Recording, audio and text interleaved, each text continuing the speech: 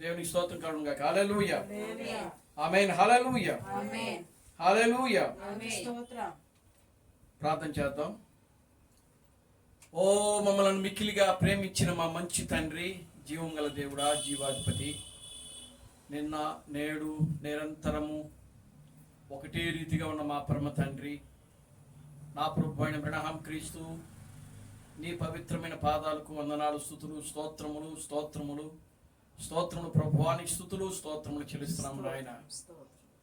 ఇప్పటి వరకు కూడా నా తండ్రి యొక్క ఆరాధన కార్యక్రమం అంతా కూడా ఆది నుంచి అంతం వరకు క్రమంగాను మర్యాదగాను నీ నామమునకు మహిమకరముగా మీరు జరిగిస్తున్నందుకే మీకు వందనాలు, స్తుతులు, స్తోత్రములు, స్తోత్రములు, స్తోత్రములు ప్రభువానికి స్థుతులు, స్తోత్రములు చెల్లిస్తున్నాము నాయన. నిశ్చయముగా నా ప్రభువా, ఈ సమయంలో నాయన మేము నాయన నీ వాక్యం అనేటువంటి పస్కా దగ్గరకు మేము సమీపిస్తూ ఉండగా నా తండ్రి నాయన, అదుగు నా ప్రభువా, మీరే నీ వాక్యం అనేటువంటి నాయన పస్కాను విరచి వడ్డించమని మీ సన్నిధిలో ప్రార్థిస్తున్నాను తండ్రి. నిశ్చయముగా నా ప్రభువా, వాక్యమునకు నీవు మాత్రమే స్వంత అనువాదికుడు నా తండ్రి నాయన. ఈ యొక్క గ్రంథమును ఎవరు కూడా అనువదించలేరు, ఎవరు కూడా నాయన బోధించలేరు. ఒకవేళ అనువదించాలి, బోధించాలి అంటే అది నీవు మాత్రమే నాయన బోధించగలవు, నీవు మాత్రమే అనువదించగలవు నా తండ్రి. నిశ్చయముగా ఈ సమయంలో నా తండ్రి మీరు మాతో మాట్లాడండి, మీరు మమ్మల్ని బలపరచండి. నిశ్చయముగా నాయన నీ వాక్యంలో రాయబడింది, మనుష్యుడు రొట్టె వలన మాత్రమే జీవించడు గాని దేవుని నోటను వచ్చు ప్రతి మాట వలన జీవించునని నీ వాక్యములో రాయబడింది ప్రభువా. నీ వాక్యము నన్ను బ్రతికించుచున్నది, నా బాధలలో అదే నాకు నెమ్మదిని కలిగించుచున్నదని నీ వాక్యంలో రాయబడింది. నీ వాక్యము నా పాదములకు దీపము, నా త్రోవలకు వెలుగునైనదని నీ వాక్యములో రాయబడింది ప్రభువా. నిశ్చయముగా ఈ వాక్యం అనేటువంటి నాయన ఆహారమును మీరు నా తండ్రి మాకు విరచి వడ్డించండి. ఈ వాక్యంలో రాయబడింది నాయన, మీకు తెలియని ఆహారము నాకు ఒకటి ఉన్నదని ఈ వాక్యంలో రాయబడింది. నిశ్చయముగా నా ప్రభువా, ఆ వాక్యము ద్వారానే, ఆ యొక్క ఆహారము ద్వారానే మనుష్యుడు నిత్య జీవమును పొందుకోగలడు ప్రభువా నాయన. అటువంటి ఒక గొప్ప వాక్యమును, సందేశమును మీరు మాకు అనుగ్రహించండి. పేతురు చెప్తున్నాడు ప్రభువా, ఓ నిత్య జీవపు మాటలు గలవాడివై నీవై ఉండగా నిన్ను విడచి మేము ఎక్కడికి వెళ్ళగలము అని ఈ వాక్యములో రాయబడింది ప్రభువా. నిశ్చయముగా నా తండ్రి నీవే జీవాహారమై ఉన్నావు ప్రభువా, నీవే నిత్య జీవపు మాటలు గలవాడివై ఉన్నావు ప్రభువా. కనుక ఈ సమయంలో మీరే మాతో మాట్లాడండి, మీరే మమ్మల్ని బలపరచండి. మాలో ఉన్న ప్రతి రోగాలు, ప్రతి బలహీనతను విడుదల సమస్త ఘనత మహిమను మీరు తెచ్చుకోండి. జీవం కలిగినటువంటి నా ప్రభు అయిన క్రీస్తు ప్రణామని సర్వశక్తి కలిగిన నామములో ప్రార్థించి స్తుతించి వేడుకొనుచున్నాము, ఆమేన్. అందరూ వాక్యాన్ని చదువుదాం. పరిశుద్ధ గ్రంథముల నుండి 2వ కొరింథీయులకు రాసిన పత్రిక 12వ అధ్యాయము 1-2 వచనాలు మనం చదువుదాం. పరిశుద్ధ గ్రంథముల నుండి 2వ కొరింథీయులకు రాసిన పత్రిక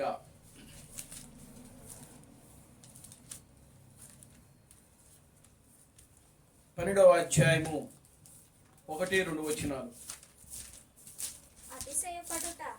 అతిశయపడుట నాకు తగదు, కానీ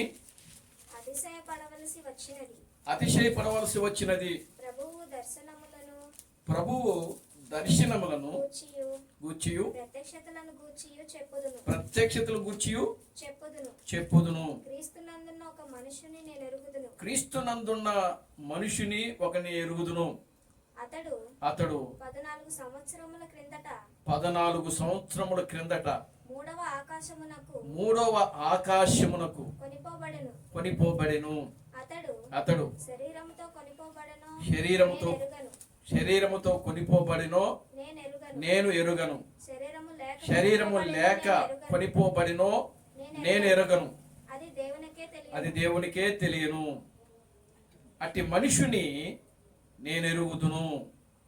అతడు పరదేశులోనికి కొనిపోబడెను, వచింప సఖ్యము కాని మాటలు వినెను. ఆ మాటలు మనుషుడు పలుకకూడదు. అతడు శరీరముతో కొనిపోబడెను, శరీరము లేక కొనిపోబడెను, నేను ఎరగను, అది దేవునికే తెలియను. అట్టి వాటిని గూర్చి అతిశయింతును. దేవునికి స్తోత్రం కలుగును గాక. హల్లెలూయా. కూర్చుందాం, అందరం కూడా మనం కూర్చుందాం.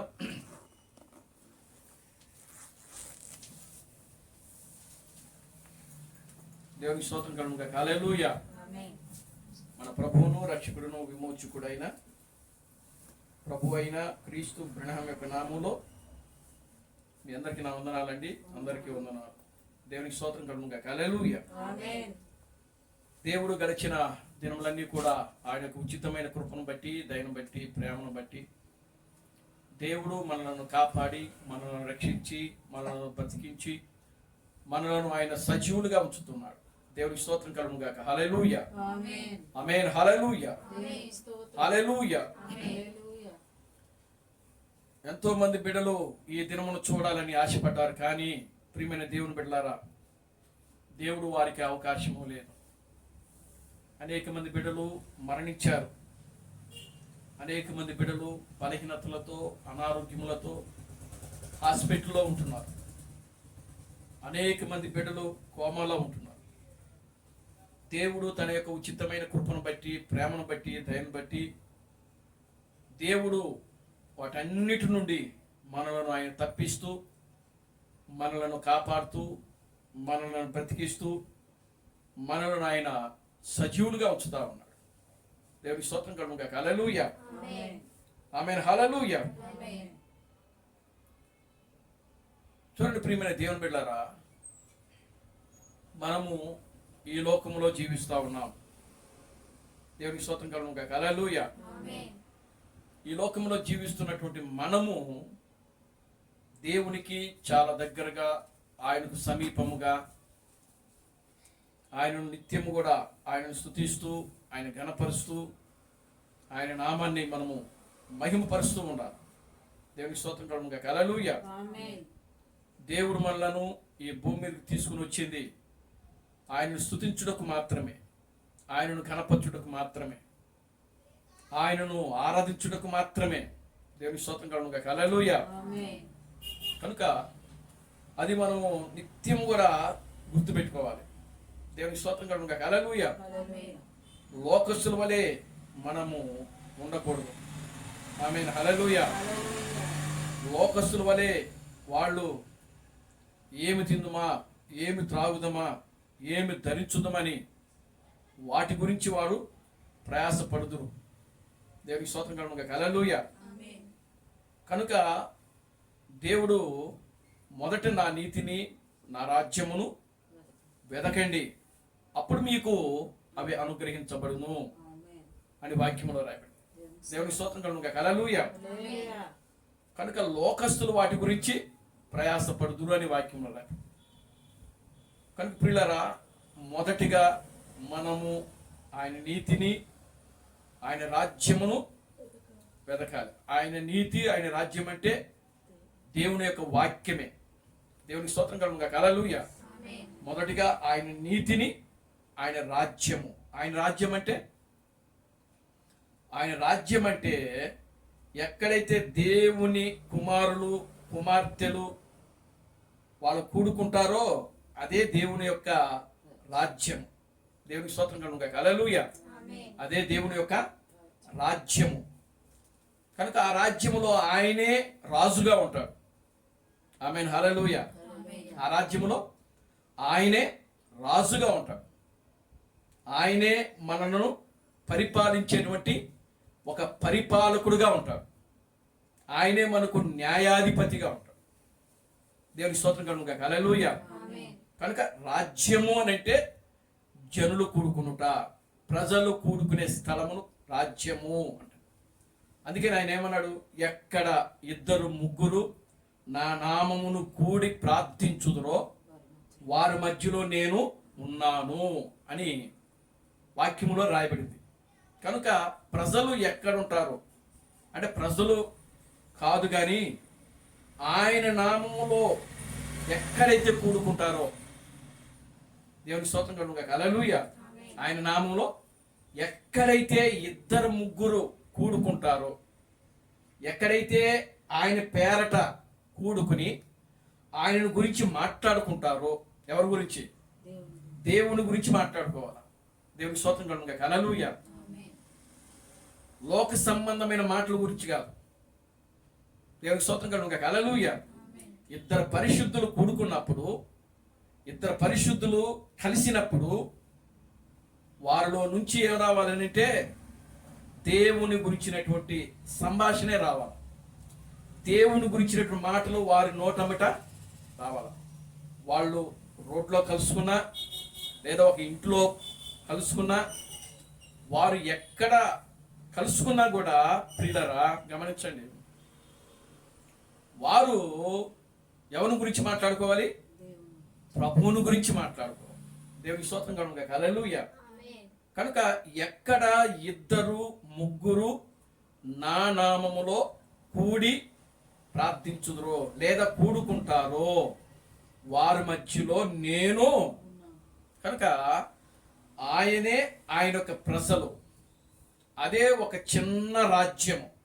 ఆ రాజ్యానికి రాజు దేవుడు. దేవుని స్తోత్రం కలుగును గాక. హల్లెలూయా. ప్రభువైన అయిన క్రీస్తు బ్రహ్మము. అందుకనే ఆయనకు ప్రియులారా చిన్న రాజ్యమే ఉంటుంది ఆయనకి. కానీ ఆ చిన్న రాజ్యం ఎలాంటిది అంటే ఆకాశాన్ని భూమిని కదిలించేటువంటి ఒక చిన్న రాజ్యం అది. దేవుని స్తోత్రం కలుగును గాక. హల్లెలూయా. చిన్న మంద అయింది. ఎలాంటి మంద అయింది? చిన్న మంద, అంటే అతి తక్కువ మంద. కానీ ఆ తక్కువ మంద, ఆ చిన్న మంద అది ఎలాంటిదంటే ఒక బలమైన సేన, ఒక శక్తివంతమైన సేన. దేవునికి స్తోత్రం కలుగును గాక. హల్లెలూయా. ఒక బలమైన సేన, ఒక శక్తివంతమైన. చూడండి, పరిశుద్ధ గ్రంథములో గిద్యోను అనేటువంటి వ్యక్తి మనకు కనబడతాడు. న్యాయాధిపతి గ్రంథంలో గిద్యోను అనేటువంటి ఒక వ్యక్తి మనకు కనబడతాడు. ఆ వ్యక్తి ఎవరు అనంటే ఒక వేసికి పుట్టిన కుమారుడు అతను. ఎవరికి? ఒక వేసికు పుట్టిన కుమారుడు. తన యొక్క అన్నలు సహోదరులందరూ కూడా ఆ యొక్క గిద్యోన్ని ఏం చేస్తారంటే వెలివేస్తారు. నువ్వు మాకు పుట్టలేదు, మేము యూదులమి, నువ్వు అన్యుడివి, కనుక నువ్వు అన్య స్త్రీకు పుట్టావు కాబట్టి నువ్వు మా మధ్యలో ఇక్కడ ఉండడానికి వీల్లేదు, మా ఆస్తిలో నీకు భాగము రాదు అని చెప్పి గిద్యోన్ను ఏం చేస్తారంటే పిల్లరా అక్కడి నుంచి పంపించేస్తారు. గిద్యోను అక్కడి నుంచి పారిపోతారు. దేవుని స్తోత్రం కలుగును గాక. హల్లెలూయా. వేరే దగ్గర బ్రతుకుతామంటాడు. అప్పుడు ఫిలిష్తీయులను ఈ యొక్క ఇశ్రాయేలును జయించలేక ఎవరి దగ్గరకు పోతారంటే ఎవరైతే తరిమేశారో, ఎవరైతే తృణీకరించబడ్డాడో, ఎవరైతే విసర్జించబడ్డాడో ఆ విసర్జించబడినటువంటి వ్యక్తి దగ్గరికి, తృణీకరించబడినటువంటి వ్యక్తి దగ్గరికి, త్రోసివేయబడినటువంటి వ్యక్తి అయినటువంటి గిద్యోను దగ్గరికి ఈ ప్రజలు వెళ్ళారు. ఇశ్రాయేలీయులు వెళ్ళి 12 గోత్రాల వారు వెళ్ళి ఆయన పిలుచుకొని వచ్చి, ఇదిగో మా పక్షంలో నీవు యుద్ధము చెయ్యి. అప్పుడు గిద్యోను ఏం చేస్తున్నాడంటే దేవుని సన్నిధిలో ప్రార్థిస్తాడు. దేవుని స్తోత్రం కలుగును గాక. హల్లెలూయా. గిద్యోను దేవుని సన్నిధిలో ప్రార్థిస్తాడు. ప్రార్థించిన వెంటనే ఆయన ఒక సైన్యాన్ని ఏర్పాటు చేసుకుంటాడు. ఎంతమంది సైన్యం అంటే 300 మంది సైన్యాన్ని ఏర్పడుకుంటాడు. చాలా తక్కువ సైన్యం. ఎంతమంది అండి? 300 మంది. కనుక అవతల వాళ్ళు ఫిలిస్తీన్లు, అమోరీలు, పెరిజీలు, హిత్తీలు, వీళ్ళంతా కూడా పిల్లరా మహాసైన్యంగా ఉంటుంది. కానీ గిద్యోను మాత్రము అక్కడ ఒక్కడే 300 మందిని అక్కడ ఏమంటాడు? అక్కడ ఒక మాట్లాడతాడు. గిద్యోను ఏమంటాడు? గిద్యోను ఖడ్గము, యెహోవా ఖడ్గము, గిద్యోను యొక్క ఖడ్గము. దేవుని స్తోత్రం కలుగును గాక. హల్లెలూయా అని చెప్పి ప్రియులరా యుద్ధం ప్రారంభిస్తాడు. ఆ యుద్ధములో జయం పొందుతాడు. అట్లాగనే మనము కూడా ఈ లోకములో అతి తక్కువ జనాభాగా పెళ్లి కుమార్తె ఈ భూమి మీద ఉన్నది ఇప్పుడు. ఆమె హల్లెలూయా. ఎంత జనాభా అండి? తక్కువ జనాభా. ఎంత జనాభా అంటే మనం చెప్పలేం. చాలా తక్కువ సైన్యం అన్నమాట. ఆమె హల్లెలూయా. కనుక ఇప్పుడు మనము ఇక్కడ మనం చూస్తే ఈ విజయవాడ మహాపట్టణములో మనమే ఉన్నాం, చాలా అతి తక్కువ జనాభా. కనుక ప్రియులారా గమనించండి, అతి తక్కువ జనాభాని మనము భయపడాల్సిన అవసరము లేదు. దేవునికి స్తోత్రం కలుగును గాక. హల్లెలూయా. దిగులు పడాల్సినటువంటి భయము లేదు. దేవునికి స్తోత్రం కలుగును గాక. హల్లెలూయా. కనుక ప్రియులారా ఆ యొక్క గిద్యోను ఏ విధంగా అయితే 300 మందిని ఏర్పాటు చేసుకుని ప్రియులారా ఆ యొక్క సైన్యానికి యుద్ధానికి వెళ్ళాడో, దేవుడు కూడా అంతే అతి తక్కువ సైన్యమును ఎన్నుకొని ప్రియులారా ఆయన యుద్ధం చేసేది. ఆయన యొక్క రాజ్యము సైనికులు ఎలా ఉంటారంటే తక్కువ సైనికులు ఉంటారు. కానీ ప్రియులారా అక్కడ అంటున్నాడు కదా, యుద్ధము యెహోవాదే అని వాక్యం. దేవునికి స్తోత్రం కలుగును గాక. హల్లెలూయా. యుద్ధం చేసేది ఎవరండి? దేవుడే. కనుక యుద్ధము దేవుడు చేస్తున్నప్పుడు అక్కడ 10 మంది ఉన్నారా, లేకపోతే 100 మంది ఉన్నారా, లేకపోతే 200 మంది ఉన్నారా, 2000 మంది ఉన్నారా అనేది ముఖ్యం కాదు. కానీ యుద్ధములో జయము పొందడమే, శత్రు సైన్యమును ఓడించడమే ముఖ్యమైనది. శత్రువులను సర్వనాశనము చేయటమే ముఖ్యమైన. దేవుని స్తోత్రం కలుగును గాక. హల్లెలూయా. కనుక ప్రియమైన దేవుని బిడ్డలారా, మనము చాలా తక్కువ, కానీ మనము భయపడాల్సిన అవసరం లేదు, దిగులు పడాల్సిన అవసరం లేదు, జడయాల్సిన అవసరము ఆ యొక్క యెహోషువతో దేవుడు చెప్తున్నాడు కదా, యెహోషువ భయపడకు, దిగులు పడకు, చెడియకు, నిబ్బరము కలిగి ధైర్యముగా ఉండును, నిన్ను విడువను, నిన్ను ఎడబాయను అని దేవుడు ప్రియులారా వాగ్దానము చేస్తున్నాడు. దేవుని స్తోత్రం కలుగును గాక. హల్లెలూయా. ఆమేన్. హల్లెలూయా. కనుక దేవుడు ఆయన అనంతుడు. ఆయన ఒక్కడిని తీసుకుని యుద్ధం చేయగలడు, లేకపోతే ఎవరు లేకపోయినా కూడా యుద్ధం చేయగలడు. ఆయన దేవుడు నామానికి మహిమ కలుగును గాక. హల్లెలూయా. అది దేవుడు అంటే. కనుక గొప్ప కార్యములు చేయగలిగిన దేవుడు ఆయన, ఉన్నతమైన కార్యం. అటువంటి ఒక దేవుణ్ణి మనం కలిగి ఉన్నందుకు ప్రియులారా మనం ఈరోజు ఎంతగానో ధన్యులమై ఉన్నాం. దేవునికి స్తోత్రం కలుగును గాక. హల్లెలూయా. కనుక దేవుని కృపలో, దేవుని యొక్క దయలో, దేవుని యొక్క ప్రేమలో మనము ప్రియులారా ఎదగాలి. అలా ఎదిగినప్పుడే దేవుడు సమస్తమును కూడా మనకు ఆయన సమకూర్చిపెడతాడు. మొదటిగా ఆయన నీతిని, ఆయన రాజ్యమును వెదకండి. నీతి అనగా వాక్యము, రాజ్యం అనగా ప్రజలు. నీతి అనగా వాక్యము, రాజ్యం అనగా ప్రజలు. దేవునికి స్తోత్రం కలుగును గాక. హల్లెలూయా. అంటే ఆయన వాక్యము నమ్మినటువంటి ప్రజలు ఎక్కడైతే ఉన్నారో, దేవునికి స్తోత్రం కలుగును గాక. హల్లెలూయా, అక్కడికి మనం వాళ్ళని వెదికి, అక్కడ ఏమన్నాడు, మొదట నా నీతిని, నా రాజ్యమును వెతకండి అని అన్నాడు ఆయన. అక్కడ నేను ఉంటానని చెప్పాడు ఆయన. దేవునికి స్తోత్రం కలుగును గాక. హల్లెలూయా. కనుక మన జీవితంలో ప్రియులారా గమనించండి, దేవుని యొక్క నీతి అనగా వాక్యము, ఆ వాక్యమును అంగీకరించినటువంటి ప్రజలు ఎక్కడైతే ఉంటున్నారో అదే దేవుని యొక్క రాజ్యము.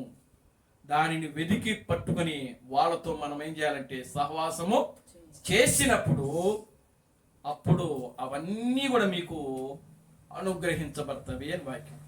దేవునికి స్తోత్రం కలుగును గాక. హల్లెలూయా. దేనిని గురించి మీరు చింతపడాల్సిన అవసరము లేదు. ఆమేన్. హల్లెలూయా. సరే చూద్దాం. దేవుని నామానికి మహిమ కలుగును గాక. హల్లెలూయా. చూడండి, మనం ఇక్కడ చదివిన వాక్యములో ప్రియులారా మనం చూస్తున్నాం, పరిశుద్ధ గ్రంథములో 2వ కొరింథీయులకు రాసిన పత్రిక 12వ అధ్యాయము 1-2 వచనాలు మనం చదివాం. 1-2 వచనాలు చూడండి. మరలా మనం అతిశయపడుట నాకు తగదు, కానీ అతిశయపడవలసి వచ్చినది ప్రభు దర్శనములను గూర్చి ప్రత్యక్షతలను గూర్చి చెప్పుదును. క్రీస్తునందున్న ఒక మనుషుని నేను ఎరుగుదును. అతడు 14 సంవత్సరముల క్రిందట మూడవ ఆకాశమునకు కొనుపోబడెను. అతడు శరీరముతో కొనుపోబడెను నేనెరుగను. శరీరమునకు లేక కొనుపోబడెను నేనెరుగను. అది దేవునికే తెలియను. అట్టి మనుషుని నేను ఎరుగుదును. అతడు పరదేశులోనికి కొనుకోబడి వంచింప సఖ్యము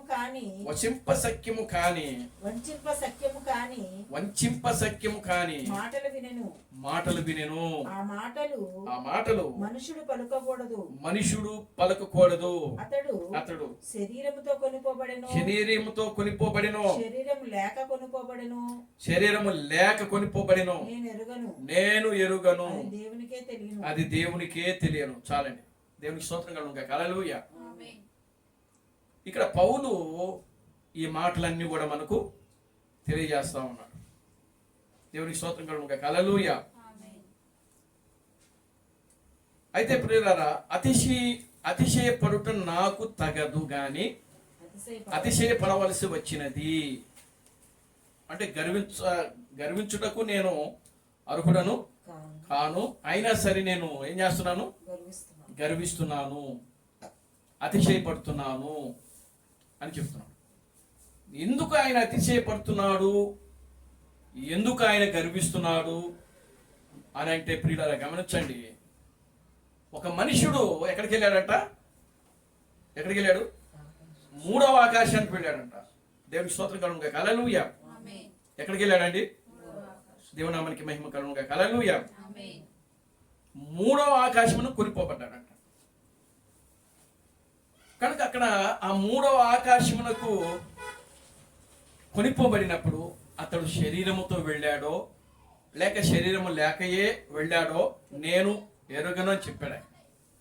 అక్కడికి వెళ్ళి ఏం చేశాడంట ఆయన? ప్రజలు ఉచ్చరింప సఖ్యము కాని మాటలు అతడు విన్నాడని వాక్యంలో రాయి. దేవునికి స్తోత్రం కలుగును గాక. హల్లెలూయా. అంటే క్రొత్త విషయాలు ఆయన తెలుసుకున్నాడంట. ఎవరు? ఆ మూడవ ఆకాశమునకు కొనిపోబడిన వ్యక్తి. ఆ మూడవ ఆకాశమునకు కొనిపోబడిన వ్యక్తి ఎవరో కాదు కానీ పౌలే. ఆమేన్. హల్లెలూయా. ఎవరండి? పౌలు, అపోస్తుడైన పౌలు. అసలు మనకి ఎన్ని ఆకాశాలు ఉన్నాయి? ఈరోజు మనము ధ్యానం చేయబోయేటువంటి అంశం ఏంటంటే 7 పరిమాణాల యొక్క వివరణ. 7 పరిమాణముల యొక్క వివరణ. దేవుని స్తోత్రం కలుగును గాక. హల్లెలూయా. ఎన్ని పరిమాణాలు? 7 పరిమాణాలు ఉన్నాయా? 7 పరిమాణాలు ఉన్నాయా? దేవుని స్తోత్రం కలుగును గాక. హల్లెలూయా. అంటే 7 పరిమాణం అంటే అర్థం ఏంటి?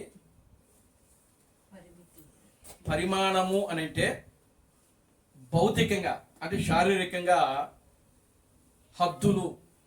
ఏంటండి? హద్దులు అంటే పరిమితి. నీ పరిమితి కొద్ది నువ్వేం చేస్తున్నావు? మాట్లాడుతున్నావు. చాలా మంది అంటారు కదా, హద్దులు దాటుతున్నాను. నీ పరిమితి గురించి నువ్వు మాట్లాడుతున్నావు. అంటే వయసుకు తగ్గ మాటలు నువ్వు మాట్లాడట్లే. ఇట్లా వీటన్నిటిని కలిపి ఏమంటారంటే పరిమితి, అంటే పరిమాణము. దేవుని స్తోత్రం కలుగును గాక. హల్లెలూయా. కానీ ఆత్మీయంగా అయితే పరిమాణం అంటే ఒక స్థితి నుండి మరొక స్థితికి వెళ్ళుట. దేవునికి స్తోత్రం కలుగును గాక. హల్లెలూయా. పరిమాణము అనగా అర్థం ఏంటంటే ఒక స్థితి నుండి మరొక స్థితికి. అది శారీరకంగా కూడా మనం మాట్లాడుకోవచ్చు. ఎలా మాట్లాడుతున్నాము అంటే నువ్వు స్థితికి తగ్గట్టుగా నువ్వు మాట్లాడుతున్నావు అంటారనరా ఈ లోకంలో. నీ స్థాయికి తగ్గట్టుగా నువ్వు మాట్లాడటం లేదు. దేనికి స్తోత్రం కలుగుగా. హల్లెలూయా. నీ స్థితికి తగ్గట్టుగా నువ్వు ఉండటం లేదు. ఆమేన్. హల్లెలూయా. కనుక ప్రియులారా గమనించండి, ఆత్మీయ స్థితిలో కూడా ఒక స్థితి నుండి మరొక స్థితికి వెళ్ళుట. పరిమాణము అని అంటే ఒక స్థితి నుండి మరొక స్థితిలోకి వెళ్ళుట. దేవునికి స్తోత్రం కలుగుగా. హల్లెలూయా. అంటే క్రైస్తవుల యొక్క స్థితులు 7 పరిమాణాలు ఉన్నాయి. క్రైస్తవులకే కాదు కానీ ప్రియులారా మానవ కోటికి ప్రియులారా ఎన్ని పరిమాణాలు ఉన్నాయి? 7 పరిమాణాలు ఉన్నాయి. దేవునికి స్తోత్రం కలుగుగా. హల్లెలూయా. లేకపోతే 7 మెట్టెలు, వాటినే ఏమంటారు? 7 మెట్టెలు. దేవునికి స్తోత్రం కలుగుగా. హల్లెలూయా. అంటే భూమి మీద నుంచి పరలోకానికి వెళ్ళటానికి 7 మెట్లు ఉన్నాయి. అదే పరలోకం నుండి భూమి మీదకి రావడానికి అదే 7 మెట్టెలు మరలా. దేవునికి స్తోత్రం కలుగుగా. హల్లెలూయా. కనుక ప్రియులారా గమనించండి, పరిమాణాలు మానవుడుకి దేవుడు ఎన్ని పరిమాణాలు ఉంచాడంటే 7 పరిమాణాలు ఉన్నాయి. దేవునికి స్తోత్రం కలుగుగా. హల్లెలూయా. పరిమాణము అనగా భౌతికంగా అయితే హద్దులు. దేవునికి స్తోత్రం కలుగుగా. హల్లెలూయా. కనుక ఆత్మీయంగా అయితే ఒక స్థితి నుండి మరొక స్థితిలోకి వెళ్ళటము. దేవుని నామానికి మహిమ కలుగుగా. హల్లెలూయా. చూడండి, భౌతికంగా అయితే మనం చూస్తే ఆదికాండంలో 6వ అధ్యాయంలో దేవుడు కొలతలు ఇస్తాడు. దేనికి ఇచ్చాడు అని అంటే వాళ్ళని నిర్మించడానికి. ఆమేన్. హల్లెలూయా. దాని పొడవు ఇంత ఉండాలి, దాని వెడల్పు ఇంత, దాని ఎత్తు ఇంత. దేవుని స్తోత్రం కలుగుగా. హల్లెలూయా. వాటిని ఏమంటారు? అది భౌతికంగా. ఆమేన్. హల్లెలూయా. భౌతిక కొలతలవి, శారీరకంగా కొలతలు. అదేవిధంగా చూడండి, దేవుడు ప్రత్యక్ష గుడారాన్ని నిర్మించుటకు కూడా మోషేకు ఏమిచ్చారంటే దాన్ని నిర్మించుటకు కొలతలు ఇచ్చాడు ఆయన. దేవునికి స్తోత్రం కలుగుగా. హల్లెలూయా. అంతేకాదు ఆ ప్రత్యక్ష గుడారములో మందసము నిర్మించడానికి కూడా, మందసానికి కూడా ఆయన ఏమిచ్చాడంటే కొలతలు ఇచ్చాడు. దేవునికి స్తోత్రం కలుగుగా. హల్లెలూయా. ఏమిచ్చాడు? కొలతలు ఇచ్చాడు ఆయన. అంటే సైజు, అంటే ఇవన్నీ దేనికి? భూ సంబంధమైనవి, అంటే శరీర సంబంధమైనవి. యెరూషలేము యొక్క మందిరము కూడా, అంటే యెరూషలేము మందిరము తర్వాత ప్రత్యక్ష గుడారం. ప్రత్యక్ష గుడారానికి దేవుడు ఏ కొలతలైతే ఇచ్చాడో అదే కొలతలు, అదే సైజులు ఈ యొక్క యెరూషలేము దేవాలయం నిర్మించబడింది. అదే ఎత్తు. ప్రత్యక్ష గుడారాన్ని మోషే ఎంత హైట్లో పెట్టాడో, ఎంత పొడవు పెట్టాడో, ఎంత వెడల్పు పెట్టాడో, అది ద్వారాలు ఎక్కడెక్కడ పెట్టాడో ప్రత్యక్ష గుడారానికి, సేమ్ ప్రత్యక్ష గుడారమే యెరూషలేము యొక్క దేవాలయం యొక్క నమూనా పరిమాణం. దేవునికి స్తోత్రం కలుగుగా. హల్లెలూయా. ఇవన్నీ భూ సంబంధమైనటువంటి పరిమాణాలు, భౌతిక సంబంధమైనటువంటి పరిమాణాలు. దేవునికి స్తోత్రం కలుగుగా. హల్లెలూయా. కానీ ఆత్మీయంగా ప్రియులారా పరిమాణము అని అంటే ఒక స్థితి నుండి మరొక స్థితిలోకి వెళ్ళుట. పౌలు కూడా ఇదే మాట్లాడుతున్నాడు. నేను 3వ ఆకాశమునకు వెళ్ళి తిని అంటున్నాడు ఆయన. ఆమేన్. హల్లెలూయా. అంటే ఆయన ఎక్కడ ఉండాలి అప్పుడు? భూమి మీద ఉన్నటువంటి వ్యక్తి ఇప్పుడు ఎక్కడికి వెళ్ళాడు?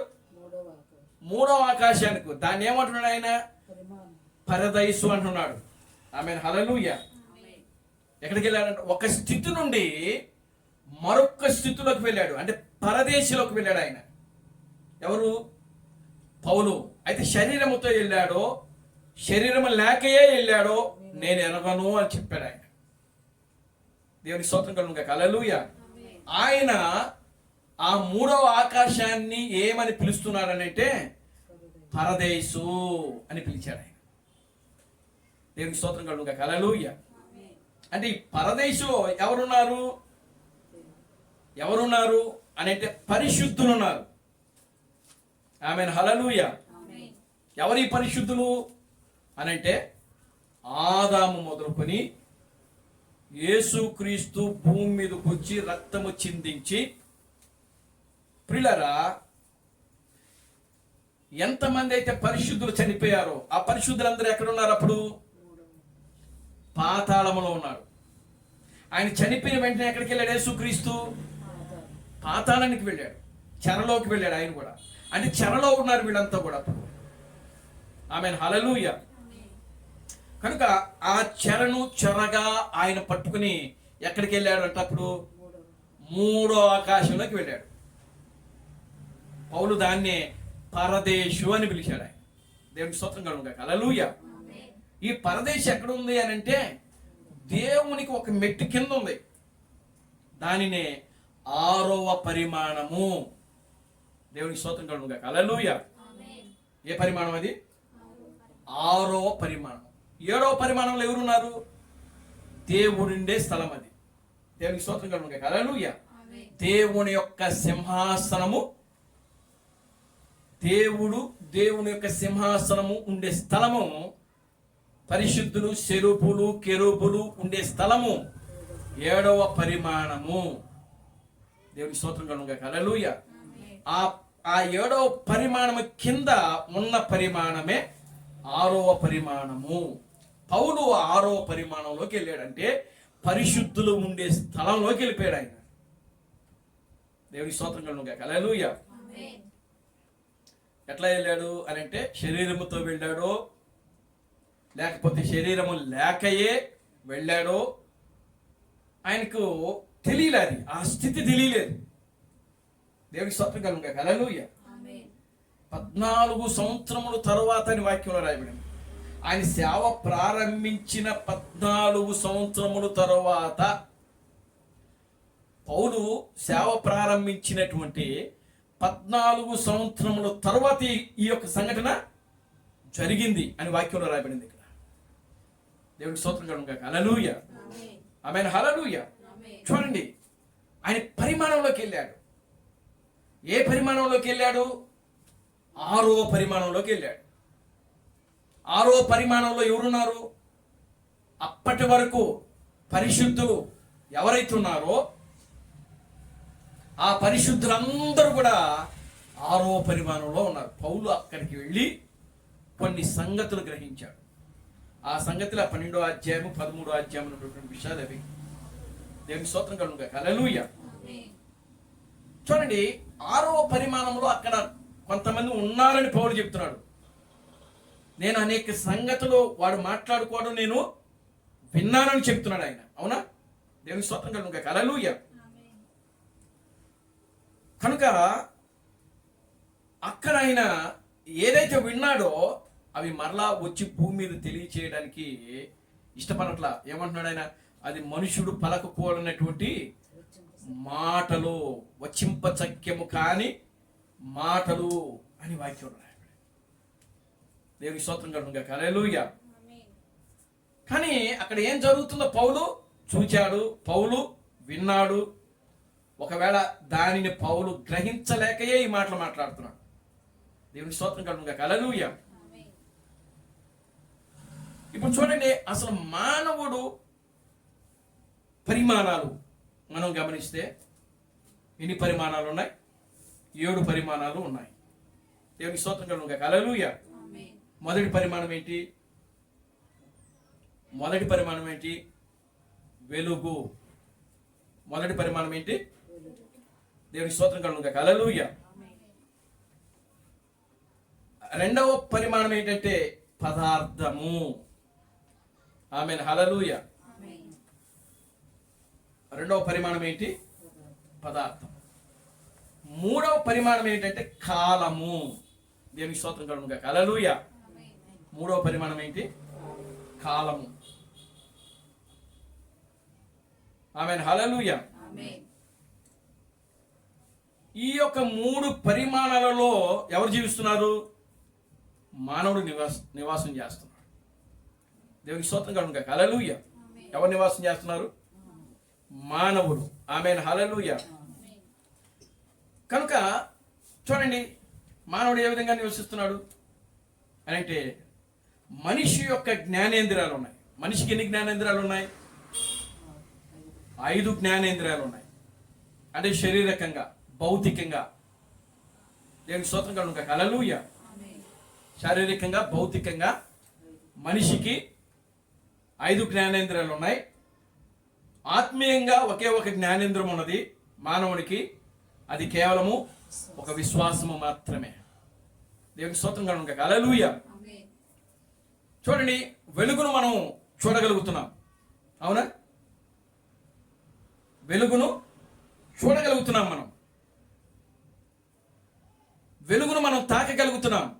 దేవునికి స్తోత్రం కలుగును. హల్లెలూయా. ఆ వెలుగు మనల్ని తాకగలుగుతుంది. అంటే సూర్యుని యొక్క రశ్మి. దేవునికి స్తోత్రం కలుగును. హల్లెలూయా. సూర్యుని యొక్క రశ్మి మన మీద పడుతుంది. అంటే సూర్యుడు మనల్ని ఏం చేస్తున్నాడు? తాకగలుగుతున్నాడు. మనము కూడా సూర్యుని ఏం చేయగలుగుతున్నామంటే తాకగలుగుతున్నాం. దేవునికి స్తోత్రం కలుగును. హల్లెలూయా. ఎలా తాకగలుగుతున్నాం అంటే మన దృష్టి ద్వారా, మన చూపు ద్వారా సూర్యుడిని చూడగలుగుతున్నాం. ఆ చూడగలగటమే తాకగలగటం. దేవుని నామానికి మహిమ కలుగును. హల్లెలూయా. కనుక పదార్థాల్లో 2 రకాలు ఉన్నాయి. ఏమిటది? పదార్థములో 2 రకాలు ఉన్నాయి. ఏంటవి? ఘన పదార్థము, ద్రవ పదార్థము. అవునా? దేవునికి స్తోత్రం కలుగును. హల్లెలూయా. పదార్థాలు ఎన్ని? 2 రకాలు. 1 ద్రవ పదార్థము, 2 ఘన పదార్థము. ద్రవ పదార్థం అంటే నీరు, మన ఒంట్లో ఉన్నటువంటి రక్తము. దేవునికి స్తోత్రం కలుగును. హల్లెలూయా. ఈ 2 కూడా ఏ పదార్థాలు? ద్రవ పదార్థం. చూడండి, ఉప్పు ఎండలో పెడితే అది కూడా ఏమైపోద్ది? ద్రవంగా మారిపోద్ది. పంచదార ఎండలో పెట్టండి, లేదా నీటిలో దాన్ని వేయండి, అది కూడా ఏమైపోద్ది? ద్రవ పదార్థముగా మారిపోతాయి. కనుక ఇప్పుడు చూడండి, మనిషిలో 2 పదార్థాలు ఉన్నాయి. మన యొక్క మానవుడి యొక్క శరీరంలో 2 పదార్థాలు ఉన్నాయి. 1 ఘన పదార్థం ఉన్నది, 2 ద్రవ పదార్థము కూడా ఉన్నది. మళ్ళీ మనలో ఉన్నటువంటి ఘన పదార్థం ఏంటి? ఘన పదార్థం అంటే గట్టిగా ఉన్న పదార్థము. ఉదాహరణకు రాయి. చూడండి, రాయి ఉందనుకోండి, దాన్ని ఏమంటారు? ఘన పదార్థము. గట్టిగా ఉన్నదాన్నే ఘన పదార్థం అంటారు. మరి మనిషిలో ఉన్న ఘన పదార్థం ఏంటి? ఎముకలు. దేవునికి స్తోత్రం కలుగును. హల్లెలూయా. కనుక మనలో అన్నీ ఉన్నాయి. మానవుడి యొక్క శరీరంలో వెలుగు ఉంది, పదార్థం ఉంది. 3వది మనిషి కాలము గుండా ప్రయాణం చేస్తున్నాడు. దేవునికి స్తోత్రం కలుగును. హల్లెలూయా. అర్థమవుతుందా? అంటే మానవుడు ఈ 3 కాలములలోనే జీవిస్తున్నాడు. 1 వెలుగు, 2 పదార్థము, 3 కాలము. కాలం అంటే టైము. కాలం అంటే టైము. చూడండి, సూర్యుడు ఉదయించాడు, ఉదయమైంది. సూర్యుడు అస్తమిస్తున్నాడు, సాయంత్రం అయింది. అంటే ఇప్పుడు మనం సూర్యుడు ఉదయించాడు కాబట్టి ఇప్పుడు మనం పగటి సమయంలో ఉన్నాము, పగటి కాలంలో ఉన్నాం. అస్తమిస్తే రాత్రి, మనం రాత్రి సమయంలో ఉన్నాం. అంటే ఏ కాలంలో ఉన్నాం? రాత్రి కాలంలో ఉన్నాం, పగటి కాలంలో ఉన్నాం, ఉదయ కాలంలో ఉన్నాం, లేదా మధ్యాహ్నంలో ఉన్నాం, లేదా సాయంకాలంలో ఉన్నాము. కాలము చాలా మనిషికి ప్రాముఖ్యమైనది. దేవుడు కాల ప్రవాహం గుండానే ఆయన కూడా నడుస్తాడు. ఆయన దేవునికి స్తోత్రం కలుగును. హల్లెలూయా. ఆమేన్. హల్లెలూయా. కాలము లేకుండా దేవుడు ఏ పని చేయడు. కాలమునకు దేవునికి చాలా ముడిపడి ఉంది ఇక్కడ. ఆమేన్. హల్లెలూయా. కనుక ఇప్పుడు చూడండి, అందుకని ఇప్పుడు మనిషి ఈ 3 పరిమాణాలలోనే జీవిస్తూ ఉంటాడు. 1 వెలుగు, 2 పదార్థము, 3 కాలము. చూడండి, కాలం ఎప్పుడు మారుతున్నది అంటే అర్ధరాత్రి మనకు అది ఏఎం అనో లేకపోతే పిఎం అనో, ఉదయకాలం మధ్యాహ్నము 12 గంటలైతే పిఎం అని పడతా ఉంటుంది. అర్ధరాత్రి 12 గంటలైతే పూర్తిగా 4 సున్నాలు చూపిస్తూ ఉంటారు. 0 అవర్ అంటే ఏఎం అని పడతా ఉంటుంది అక్కడ. కాలములు అంటే మనిషికి కాలం అవసరం, టైం అవసరం, మనిషికి వెలుగు అవసరము, మనిషికి పదార్థం అవసరము. మనం తినే పదార్థాలు, మనం ఏం తింటున్నామండి? మనం తినేది ఏంటి? పదార్థాలన్నా? ఏ పదార్థాలు తింటున్నాం మనం? అన్నీ తింటున్నాం. ఘన పదార్థం తింటున్నాం, ద్రవ పదార్థం కూడా మనిషికి అవసరం. లోటుగా హల్లెలూయా. మనిషికి సూర్యరశ్మి అవసరము. ఎందుకు? ఆ సూర్యరశ్మిలో మానవుడికి కావలసిన ఏ విటమిన్ లేదా డి విటమిన్, అన్ని విటమిన్లు సూర్యరశ్మిలో మనకు వస్తూ ఉంటాయి. అందుకే మీకు కంటి చూపు తగ్గువైతే డాక్టర్లు ఏం చెప్తారంటే పొద్దున్నే పిల్లోడికి సూర్యరశ్మి చూపించండి, సూర్యుని చూపించండి అని చెప్తూ ఉంటారు. ఎందుకు? దేవుని స్తోత్రం కలుగును గాక. హల్లెలూయా. పుట్టిన పసిబిడ్డను ఒక డాక్టరు ఆ బిడ్డను చూసి ఇతను తీసుకెళ్లి పొద్దునే ఆ 7, 6, 7, 8 గంటల లోపు ఆ సూర్యకిరణాలు ఆ పిల్లోడి మీద పడేలాగా చేయండి అని అంటారు. ఎందుకనంటే ఆ సమయంలో వచ్చేటువంటి ఆ సూర్యుడి యొక్క కిరణాలు ఏవైతే ఉన్నావో అవి మనిషికి ఆరోగ్యకరమైనటువంటి కిరణాలు. దేవునికి స్తోత్రం కలుగును గాక. హల్లెలూయా. అందుకే ప్రతి మనిషి ఆ టైంలో లెగిసి పనిచేయాలి. లెగిసి పనిచేస్తే ఆ సూర్యుడు మన శరీరం మీద పడి మనకి ఏ విటమిన్ అయితే అవసరమో ఆ విటమిన్ మన శరీరం ఏం చేస్తుంది అంటే తీసుకుంటుంది. దేవుని స్తోత్రం కలుగును గాక. హల్లెలూయా.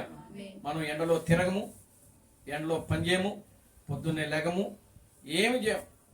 సూర్యుడు నెత్తి మీదకి వచ్చిన తర్వాత మనం లెగుస్తూ ఉంటాం. అది ఆరోగ్యకరమైనది కాదు మనిషికి. దేవుని స్తోత్రం కలుగును గాక. హల్లెలూయా. కనుక చూడండి ప్రియులారా, మనిషి ఈ 3 పరిమాణాలలోనే ఉండగలిగే స్థితి. ఏంటి ఆ 3 పరిమాణాలు? ఒకటి వెలుగు, రెండవది పదార్థము, 3 కాలము. దేవుని స్తోత్రం కలుగును గాక. హల్లెలూయా. ఆమేన్. హల్లెలూయా. అయితే ఈ జ్ఞానేంద్రియాలు ఉన్నాయి చూసా, మనకున్న జ్ఞానేంద్రియాల్లో అవి వాటిని గ్రహించలేని స్థితిలో ఉందంట. క్రీస్తు ప్రభువు చెప్తున్నాడు. దేవుని స్తోత్రం కలుగును గాక. హల్లెలూయా. వేటిని? వెలుగును, పదార్థాన్ని, కాలమును. అంటే ఇవి 3 పరిమాణాల్లో మానవుడు ఉన్నాడు అని ఈ జ్ఞానేంద్రియాలు గ్రహించలేని స్థితిలో ఉన్నాయంట ఇవి. దేవుని స్తోత్రం కలుగును గాక. హల్లెలూయా.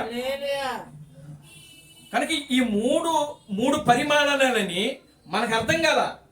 అంటే దేవుడు వచ్చి వాటిని వివరిస్తేనే గాని మనిషి ఈ విధంగా జీవిస్తున్నాడని, ఈ పరిమాణాల్లో ఉన్నాడు, ఈ కోణాల్లో ఉన్నాడు, ఈ స్థితిలో ఉన్నాడు అనేది అర్థం కదా.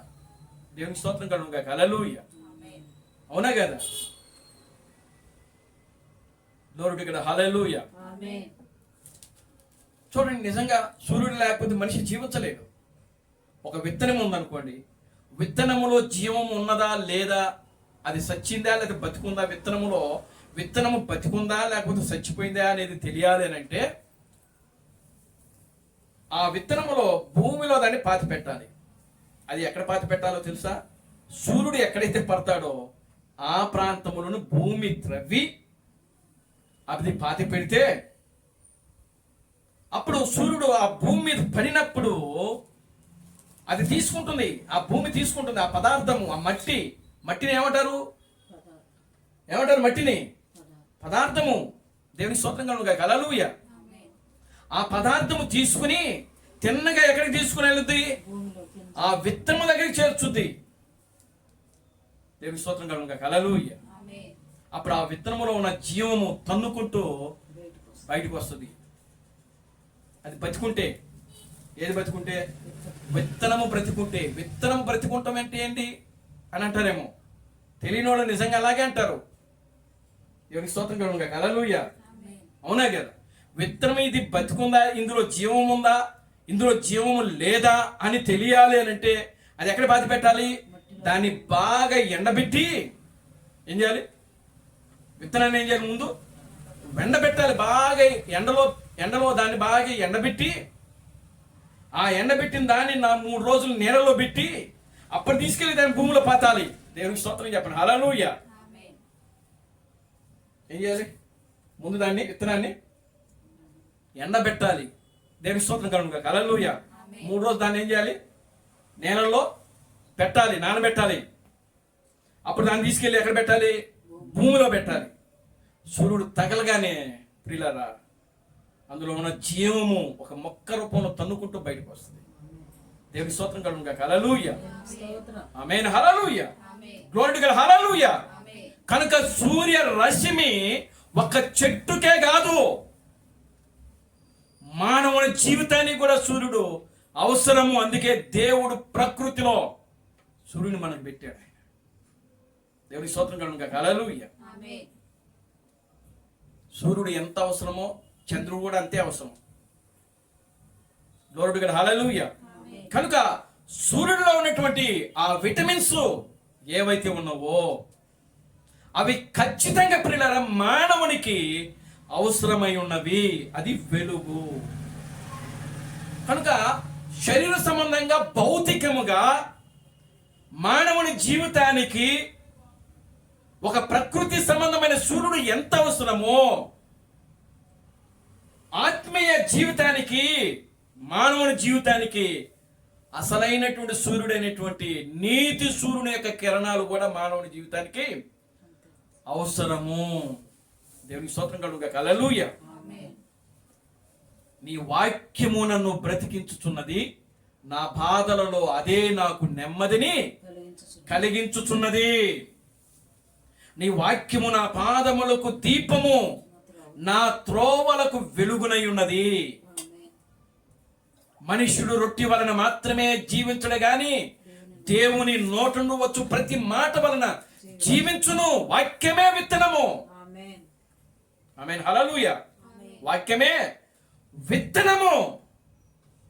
ఆ వాక్యం అనే విత్తనము నీలో ఉన్నప్పుడు నీకు అవసరమైనది నీతి సూర్యుడైనటువంటి ఆ దేవుని యొక్క, ఆ సూర్యుని యొక్క కిరణాలు, ఆ వాక్యం యొక్క కిరణాలు మనకు అవసరమై ఉన్నది. ఆ వాక్యం యొక్క కిరణాలు మన మీద పడినప్పుడు మనలో ఉన్నటువంటి ఆ వాక్యం అనే విత్తనం ఏదైతే ఉన్నదో ఆ విత్తనము తనంతట తాను తన జీవాన్ని బయటికి తీసుకొని వస్తా ఉంటుంది.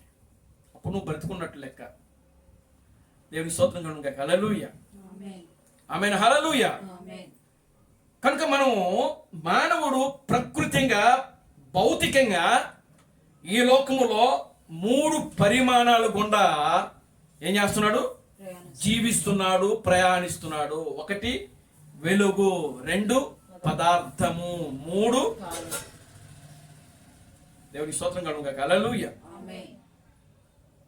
వాక్యము లేకుండా కాలము లేదు. కాలముతో ముడిపడింది వాక్యము. ఆమేన్. హల్లెలూయా. పదార్థం అంటే వాక్యమే పదార్థము.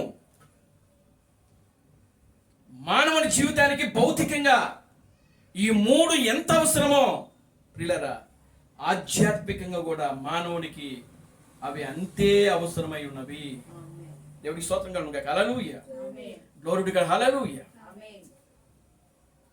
అవి లేకుండా మానవుడు జీవించలేడు. Glory to God. హల్లెలూయా. అవి లేకుండా మానవుడు జీవించలేడు. దేవునికి స్తోత్రం కలుగును గాక. హల్లెలూయా. కనుక మానవుడులో 5 జ్ఞానేంద్రియాలు. స్పర్శ, 5వది స్పర్శ. అంటే ఈ స్పర్శ శరీరం మీద పడినప్పుడు, ఆ వెలుగు పడినప్పుడు మనకు అర్థమైపోద్ది. ఈ చర్మం మీద పడినప్పుడు ప్రియులారా మనకు అర్థమైపోతా ఉంటుంది. స్పర్శ అన్నమాట. దేవునికి స్తోత్రం కలుగును గాక. హల్లెలూయా. 4వది ఏంటి అని అంటే సైన్స్. దేవునికి స్తోత్రం కలుగును గాక. హల్లెలూయా. 4వది ఏంటి?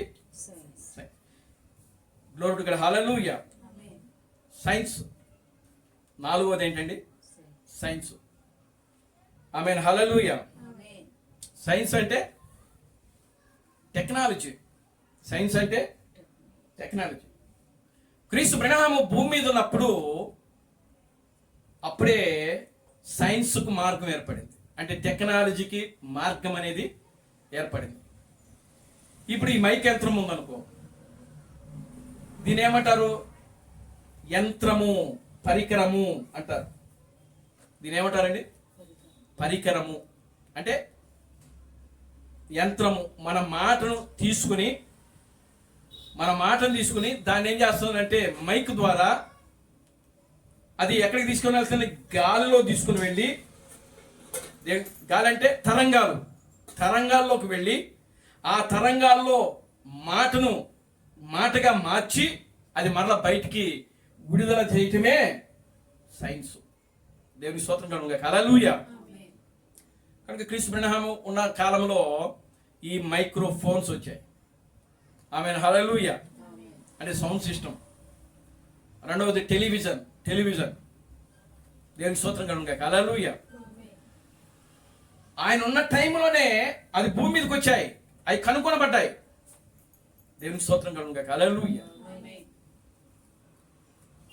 ఇప్పుడు సైన్స్ను కనుగొంది ఎవరు? మానవుడు.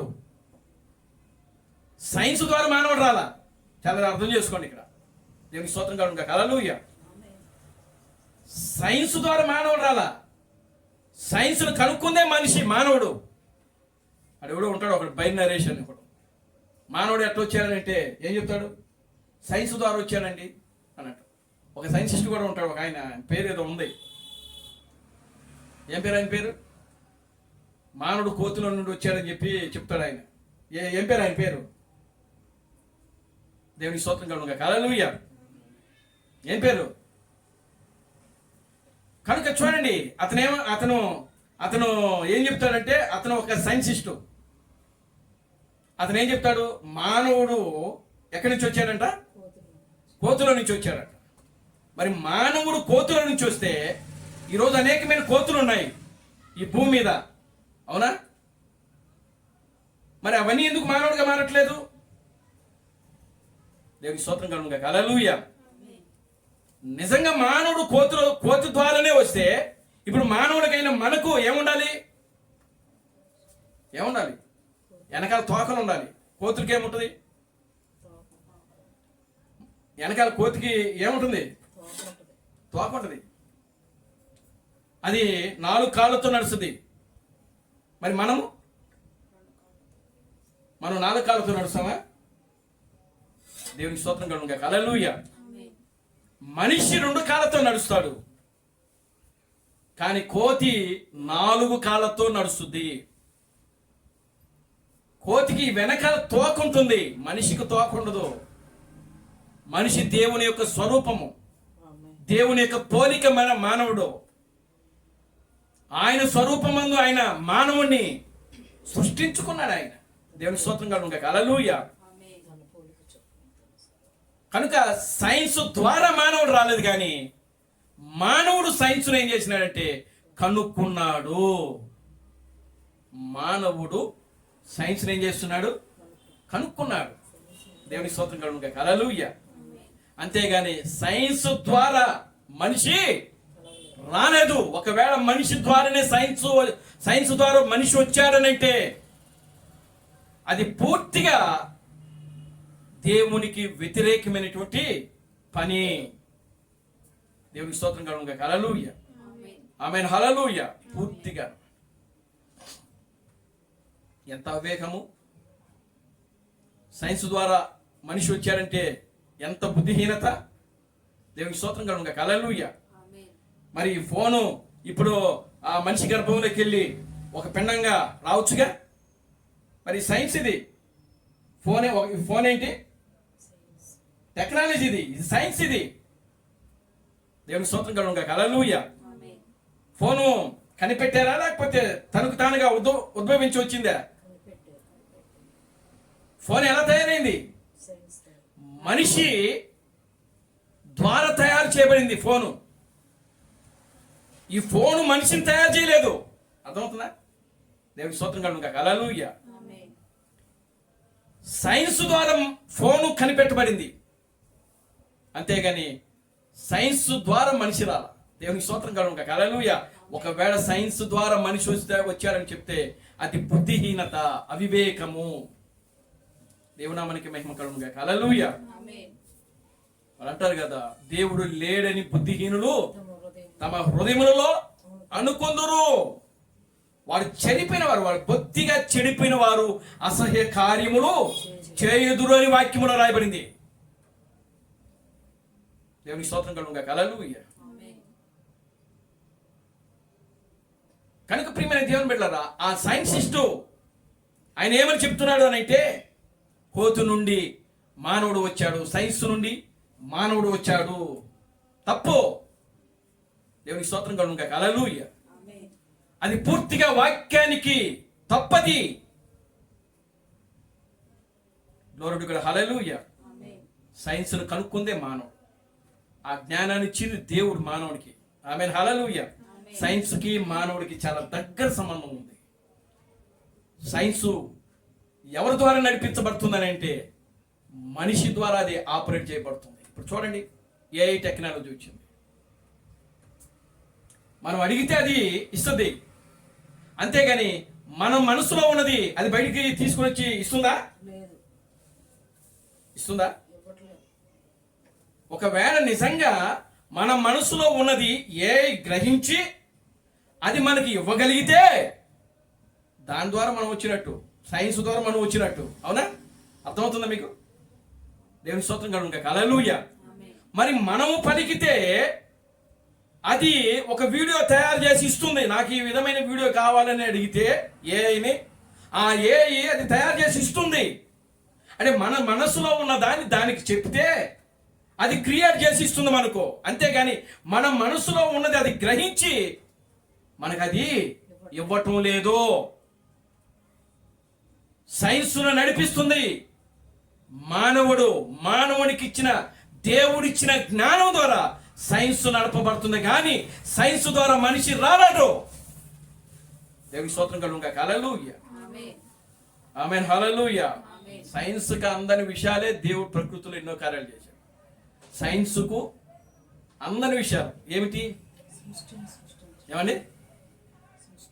సైన్స్ కు అందని విషయము దేవుని స్తోత్రం కలుగుగా. హల్లెలూయా. ఇదిగో కన్యక గర్భవతి కుమారుని, నేటికి దాని గురించి ఏం జరుగుతుంది? ప్రపంచంలో ఒక వాదన జరుగుతుంది. కన్యక గర్భం ఎలా ధరిస్తుంది, కన్యక గర్భం ఎలా ధరిస్తుంది, ఇది సైన్స్ కు ఎలా సాధ్యము?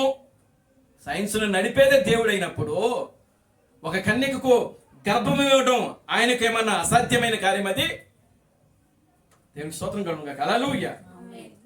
దేవునికి సమస్తము సాధ్యమని ఆయన ఉన్నవి లేనట్టుగాను లేనివి ఉన్నవిగా చేయగలిగిన శక్తి కలిగిన దేవుడు ఆయన. దేవుడు అంటే అది. దేవునికి స్తోత్రం కలుగుగా. హల్లెలూయా.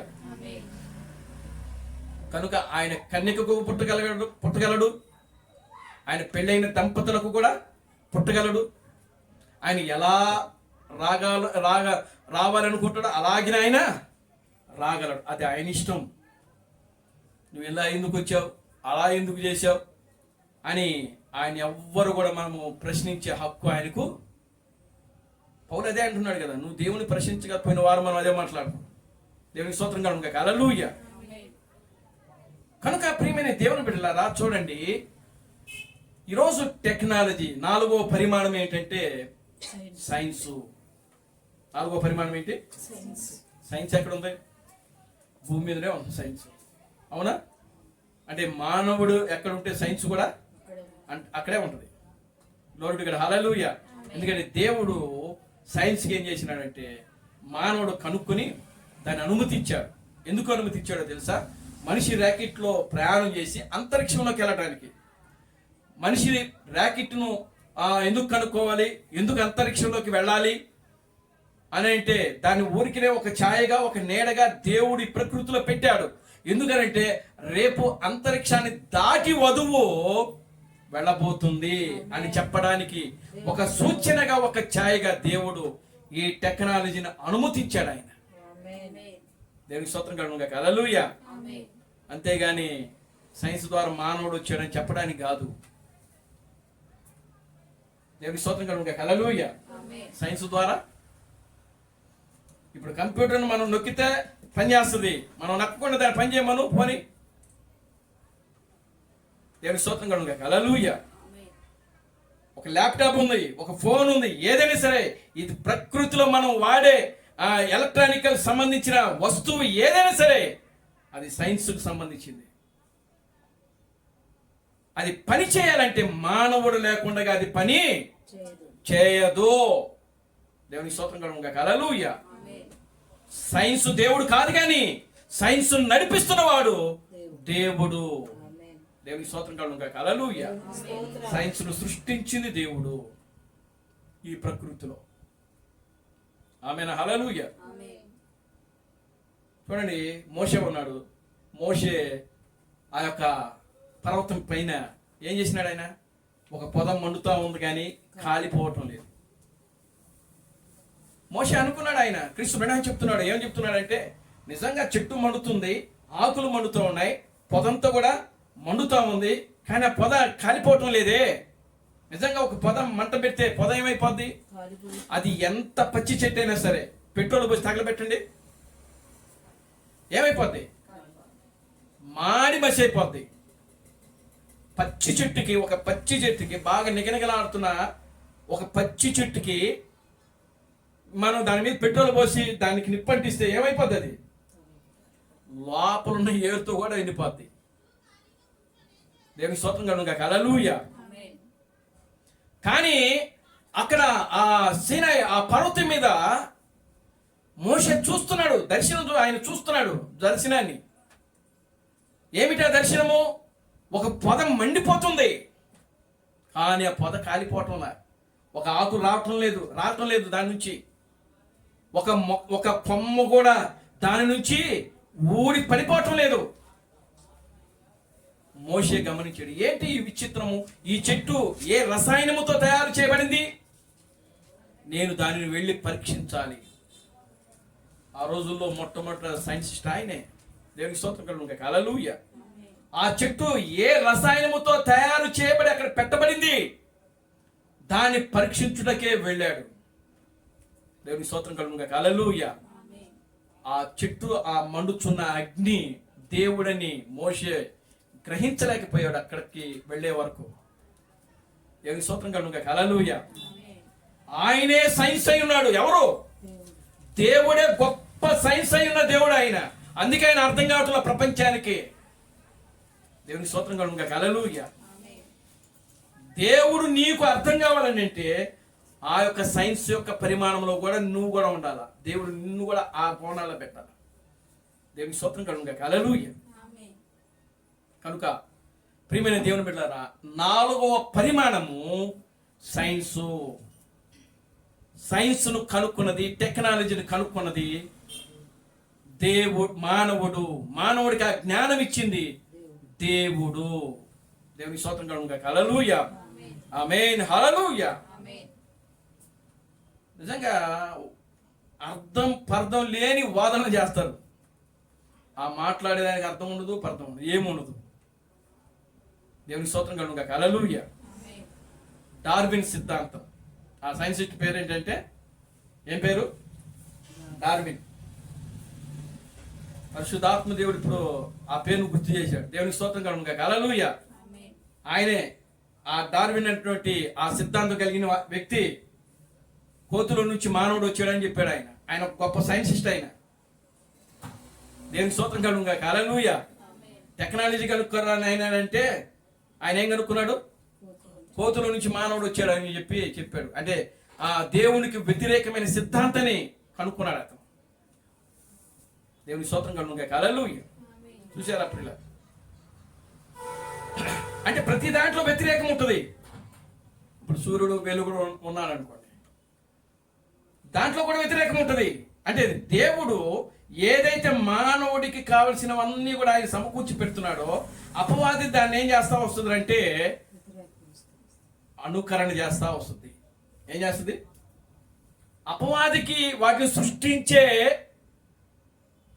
అధికారం అపవాదికి లేదు, కానీ సృష్టించిన దానిని పాడు చేయడానికి, నాశనం చేయడానికి మాత్రమే అపవాది ఉండేది. దేవునికి స్తోత్రం కలుగును గాక. హల్లెలూయా. ఆమేన్. హల్లెలూయా. కనుక ఇప్పుడు ఈ యొక్క సైన్స్ దేవుని ద్వారా వచ్చిందని పరిశుద్ధ గ్రంథము, ప్రవక్తలు, అపోస్తలులు బోధిస్తే ఈ డార్విన్ అనేటువంటి వ్యక్తి అపవాది దూరి, దయ్యము దూరి అతనిలో లేదు, ఇదిగో సైన్స్ ద్వారా మానవుడు వచ్చాడు. దేవుడికి స్తోత్రం కలుగును. హల్లెలూయా. కోతు నుండి మానవుడు వచ్చాడు. వాక్యానికి వ్యతిరేకం అన్నమాట. అది అపవాది చేస్తున్న పని, దయ్యము చేస్తున్న పని, దురాత్మ చేస్తున్న పని. అది దేవుని నామానికి మహిమ కలుగును. Hallelujah. Glory to God. Hallelujah. కనుక ప్రియమైన దేవుని బిడ్డలారా, సైన్స్ అది 4వ పరిమాణం. సైన్స్కి మానవునికి చాలా అనుసంధానము ఉంది. ఆమేన్. హల్లెలూయా. ఎందుకనంటే ఈ రోజున ప్రియులారా గమనించండి, ఈ 4G 5G రేపు 6G వస్తుంది. 2 సంవత్సరాలు పోతే 7G వస్తుంది. ఈరోజు అమెరికాలో 8G నడుస్తుంది, తెలుసా మీకు? 8G నడుస్తుంది, 8G నడుస్తుంది అక్కడ. దేని స్తోత్రం కలుగును. హల్లెలూయా. మనం ఏ జీలో ఉన్నాం? 5Gలో ఉన్నాం మనం. దేవుని స్తోత్రం కలుగును. హల్లెలూయా. వారు 8Gలో నడుస్తూ ఉంటే, అంటే టెక్నాలజీలో వాళ్ళు అంత ముందున్నారు, వాళ్ళు అంత ఫాస్ట్గా ఉన్నారు. కానీ మనం ఇంకా 5Gలో ఉన్నాం. వాళ్ళకి మనకు 100 సంవత్సరాల తేడా ఉంది. దేవుని స్తోత్రం కలుగును. హల్లెలూయా. ప్రియమైన దేవుని బిడ్డలారా, సైన్స్ను అనుమతించింది దేవుడు, సైన్స్ను కనిపెట్టింది దేవుడు. ఆ కనిపెట్టి ప్రకృతి రూపంలో ఇది సైన్స్ అనేది, ఇది సైన్స్ దేవుని ద్వారా వచ్చింది అని ప్రియమైన దేవుని బిడ్డలారా గమనించండి. రుజువు చేసింది మానవుడు. దేవుడు మనకి మహిమ కలుగును. హల్లెలూయా. లైటు, ఈ వెలుతురు కరుక్కున్నాడు ఆయన. ఎవరైనా కరెంట్ కరుక్కుంది ఎవరు? మనకి ఏమీ ఉండవు. దేవునికి స్తోత్రం కలుగును. హల్లెలూయా. చూడండి, ప్రకృతిలో దేవుడు ఆ సూర్యుని దేవుడు కనిపెడితే ఆ సూర్యుని ద్వారా కరెంటును కనుక్కున్నారు. దేవునికి స్తోత్రం కలుగును. హల్లెలూయా. లైట్ని కనుక్కున్నారు. ప్రియమైన దేవుని బిడ్డలారా చూడండి, దేవుడు ప్రకృతిలో ఏదైతే చేశాడో ప్రియులారా, దాని అంతటిని మరలా ఆయన ఏం చేస్తా వచ్చున్నాడంటే సైన్స్లో రుజువు చేస్తా వచ్చాడు. ఆమేన్. హల్లెలూయా. కొన్ని వేల మెగా వాట్స్తో సూర్యుడి కిరణాలు బయటకు వస్తూ ఉంటాయి. ఆమేన్. హల్లెలూయా. మరి మనం ఇప్పుడు ఆ లైట్ వెలిగినే మనం చూడలేకపోతున్నాం, నిదానించి అలా చూడలేకపోతున్నాం. చూస్తావు నువ్వు? దేనికి స్తోత్రం కలుగును. మరి సూర్యుని ఏం చూస్తాం? రేపు అసలైన సూర్యుని యొక్క వెలుగులో మనం ఉండబోతున్నాం. దేవునికి స్తోత్రం కలుగును. హల్లెలూయా. అక్కడ సూర్యుడు ఉండడు, చంద్రుడు ఉండడు, రాత్రి ఉండదు, పగలు ఉండదు. ఏమండి? ఏవి ఉండవు.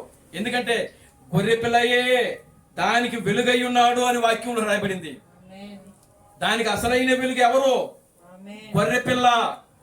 ఆమేన్. హల్లెలూయా. అసలైన వెలుగు ఆయన. ఆ యొక్క వెలుగులో, ఆయన యొక్క కాంతిలో మనము ఉండబోతున్నాము. కనుక 4వ పరిమాణం వచ్చి సైన్స్ను దేవుడు అనుమతిస్తే మానవుడు దాన్ని కనుక్కున్నాడు. దేవునికి స్తోత్రం కలుగును. హల్లెలూయా. అంతేగాని ప్రియులారా, మానవుడు సైన్స్ మానవుని కనుక్కోలేదు. సైన్స్ మానవుని కనిపెట్టలేదు, కానీ మానవుడే సైన్స్ను కనిపెట్టాడు. దేవునికి స్తోత్రం కలుగును. హల్లెలూయా. కనుక ఆ జ్ఞానాన్ని దేవుడు మనిషికి ఇచ్చాడు, అనుమతించాడు. కనుక 4వ పరిమాణం వచ్చి ఏంటంటే సైన్స్. 5వ పరిమాణము, దేవునికి స్తోత్రం కలుగును. హల్లెలూయా. 5వ పరిమాణం ఏంటంటే పాపి ఉండే స్థలము. దేవునికి స్తోత్రం కలుగును. హల్లెలూయా. 5వ పరిమాణం ఏంటంటే పాపి ఉండే స్థలము. అంటే అపవాది పాపి అంటే దేవుని ఎరగని వాళ్ళు ఉండే స్థలం అంటది.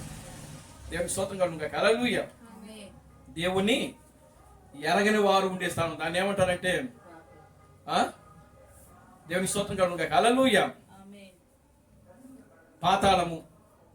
దేవుని నామానికి మహిమ కలుగును. హల్లెలూయా. ఏ స్థలం అండి అది? పాతాళం. ఇది 5వ పరిమాణం. ఇక్కడ ఎవరు ఉంటారు? పాపులు, అంటే దేవుణ్ణి ఎరగని వారు, దేవుణ్ణి నమ్మని వారు, అవిశ్వాసులు 5వ పరిమాణంలో ఉంటారు. దేవుని స్తోత్రం కలుగును. హల్లెలూయా. వీళ్ళు ఎలా ఉంటారు అని నేనంటే క్రీస్తు మేడం భలే చెప్పాడు దాని గురించి. దేవుడు నామానికి మహిమ కలుగును. హల్లెలూయా. ఇంకా 6వ పరిమాణంలో పరిశుద్ధులు, అది మొట్టమొదటి అని చెప్పేసా. దాని పేరేంటి? పరదేశం. 6వ పరిమాణం ఏంటి? 6వ పరిమాణం ఏంటి? పరిశుద్ధులుండే స్థలము. దానిని పరదేశం అని పౌలు దానికి పేరు పెట్టాడు. మనం చదివిన వాక్యంలో పరదేశం అని ఉంటుంది. ఇప్పుడు మనం చదివినటువంటి ఆ రెఫరెన్స్లో. దేవునికి స్తోత్రం కలుగును. హల్లెలూయా. 3వ వచనం ఒకసారి చదవండి. 12వ అధ్యాయం 3వ వచనం.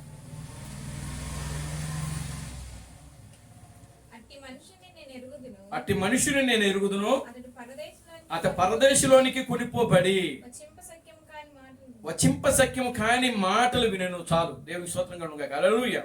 ఎక్కడికి వెళ్ళాడంటే పౌలు? పరదేశు. అది 6వ పరిమాణం. 5వ పరిమాణము పాపి ఉండే స్థలము, అవిశ్వాసులు ఉండే స్థలము. దేవునికి స్తోత్రం కలుగును. హల్లెలూయా. దురాత్మలు ఉండే స్థలం అది. దేవునికి స్తోత్రం కలుగును. హల్లెలూయా. పాతాళము. దాని పేరేంటి? పాతాళము. ఈ పాతాళంలో ఎవరు ఉంటారు, ఎలా ఉంటారు అనే దానికి క్రీస్తు మేడము చిన్న ఉదాహరణ చెప్పాడు. దేవునికి స్తోత్రం కలుగును. హల్లెలూయా. ఈ పాతాళంలో ఉన్నటువంటి మనుషులు ఎలా ఉండబోతున్నారు? దేవునికి స్తోత్రం కలుగును. హల్లెలూయా. చూడండి, ఇక్కడ ఆయన ఏం చెప్తున్నాడంటే, నా సేవ యొక్క ప్రస్తుత దశ అనేటువంటి సందేశంలో క్రీస్తు మేడం మాట్లాడుతున్నాడు. ఇప్పుడు 5వ పరిమాణము పాపియుండు స్థలము. అవిశ్వాసి మరణించి మరియు అచ్చటికి వెళ్ళును. అవిశ్వాసి అంటే ఒక దేవుణ్ణి ఎరగనటువంటి వ్యక్తి, దేవుణ్ణి తెలుసుకున్నటువంటి వ్యక్తి, ఆ మనిషి జీవించినటువంటి కాలము, ఆ కాలములో పంపించబడిన ప్రవక్త, ఆ ప్రవక్త యొక్క సందేశాన్ని ఎవరైతే నమ్మకుండగా, విశ్వాసం ఉంచకుండగా దానిని తృణీకరిస్తున్నారో, దానిని త్రోసిపుచ్చుతున్నారో వాళ్ళందరినీ ఇక్కడ క్రీస్తు మేడం ఏం చెప్తున్నాడంటే అవిశ్వాసులు, పాపులు అని పిలుస్తున్నాడు ఆయన. దేవుని స్తోత్రం కలుగును. హల్లెలూయా.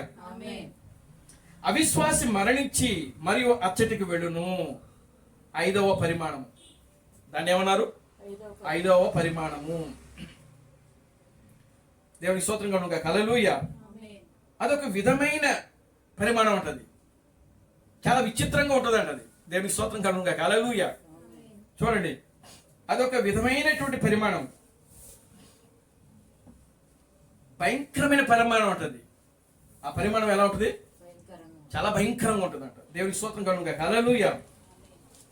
ఇప్పుడు ఈ మనిషి, ఒక క్రైస్తవుడు చనిపోయినప్పుడు అతడు 6వ పరిమాణంలోకి వెళ్ళను, అంటే పరదేశంలోకి వెళ్తాడు. ఒక క్రైస్తవుడు. దేవుని స్తోత్రం కలుగును. హల్లెలూయా. అంటే క్రైస్తవుడు అంటే ఆ కాలములో పంపించబడ్డ ప్రవక్తను, ఆ ప్రవక్త ఇచ్చిన సందేశాన్ని, వర్తమానాన్ని ఎవరైతే నమ్ముతారో వాళ్ళు పరిశుద్ధులు. ఆ పరిశుద్ధులు ఉండే స్థలము 6వ పరిమాణము. దానిని పరదేశు. దేవుని స్తోత్రం కలుగును. హల్లెలూయా. ఆమేన్. హల్లెలూయా. చూడండి, 7వ పరిమాణంలో దేవుడు ఉండే స్థలము. ఆమేన్. హల్లెలూయా. 7వ పరిమాణంలో దేవుడు ఉండే స్థలము. తర్వాత ఇప్పుడు మీరు చూడండి, క్రైస్తవుడు చనిపోతే 6వ పరిమాణంలోకి వెళ్ళిపోతాడు. అంటే అతను పరిశుద్ధుడు కాబట్టి పరదేశికి వెళ్ళిపోతున్నాడు. ఆమేన్. హల్లెలూయా. అతడు చనిపోయినప్పుడు అతడు దేవుని యొక్క బలిపీఠం కిందకి వెళ్ళును. తిన్నగా బలిపీఠం కింద ఉన్న దేవుని యొక్క సన్నిధిలోకి వెళ్ళును. దేవుని స్తోత్రం కలుగును. హల్లెలూయా. అతడు దేవుని యొక్క సన్నిధిలోకి వెళ్ళి, ఆ పరదేశంలోకి వెళ్ళి ఏం చేస్తాడు? నిత్య విశ్రాంతి తీసుకుంటాడు. అంటే మానవుడికి నిత్యముగా, ఈ శాశ్వతంగా విశ్రాంతి తీసుకునే స్థలం ఏదైనా అంటే పరిమాణము, 6వ పరిమాణము పరదేశు. దేవునికి స్తోత్రం కలుగును గాక. హల్లెలూయా. అందుకని యేసుక్రీస్తు కూడా ఒక దొంగతో అంటాడు, నేడు నీవు నాతో కూడా పరదేశంలో ఉందువు. దేవునికి స్తోత్రం కలుగును గాక. హల్లెలూయా. నీవు నేడు నీవు కూడా నాతో కూడా ఎక్కడ ఉంటావు? 6వ పరిమాణంలో ఉంటావు, పరదేశంలో ఉంటావు, పరిశుద్ధులు ఉండే స్థలంలో నువ్వు కూడా ఉంటావు. దేవునికి స్తోత్రం కలుగును గాక. హల్లెలూయా. ఆమెను హల్లెలూయా.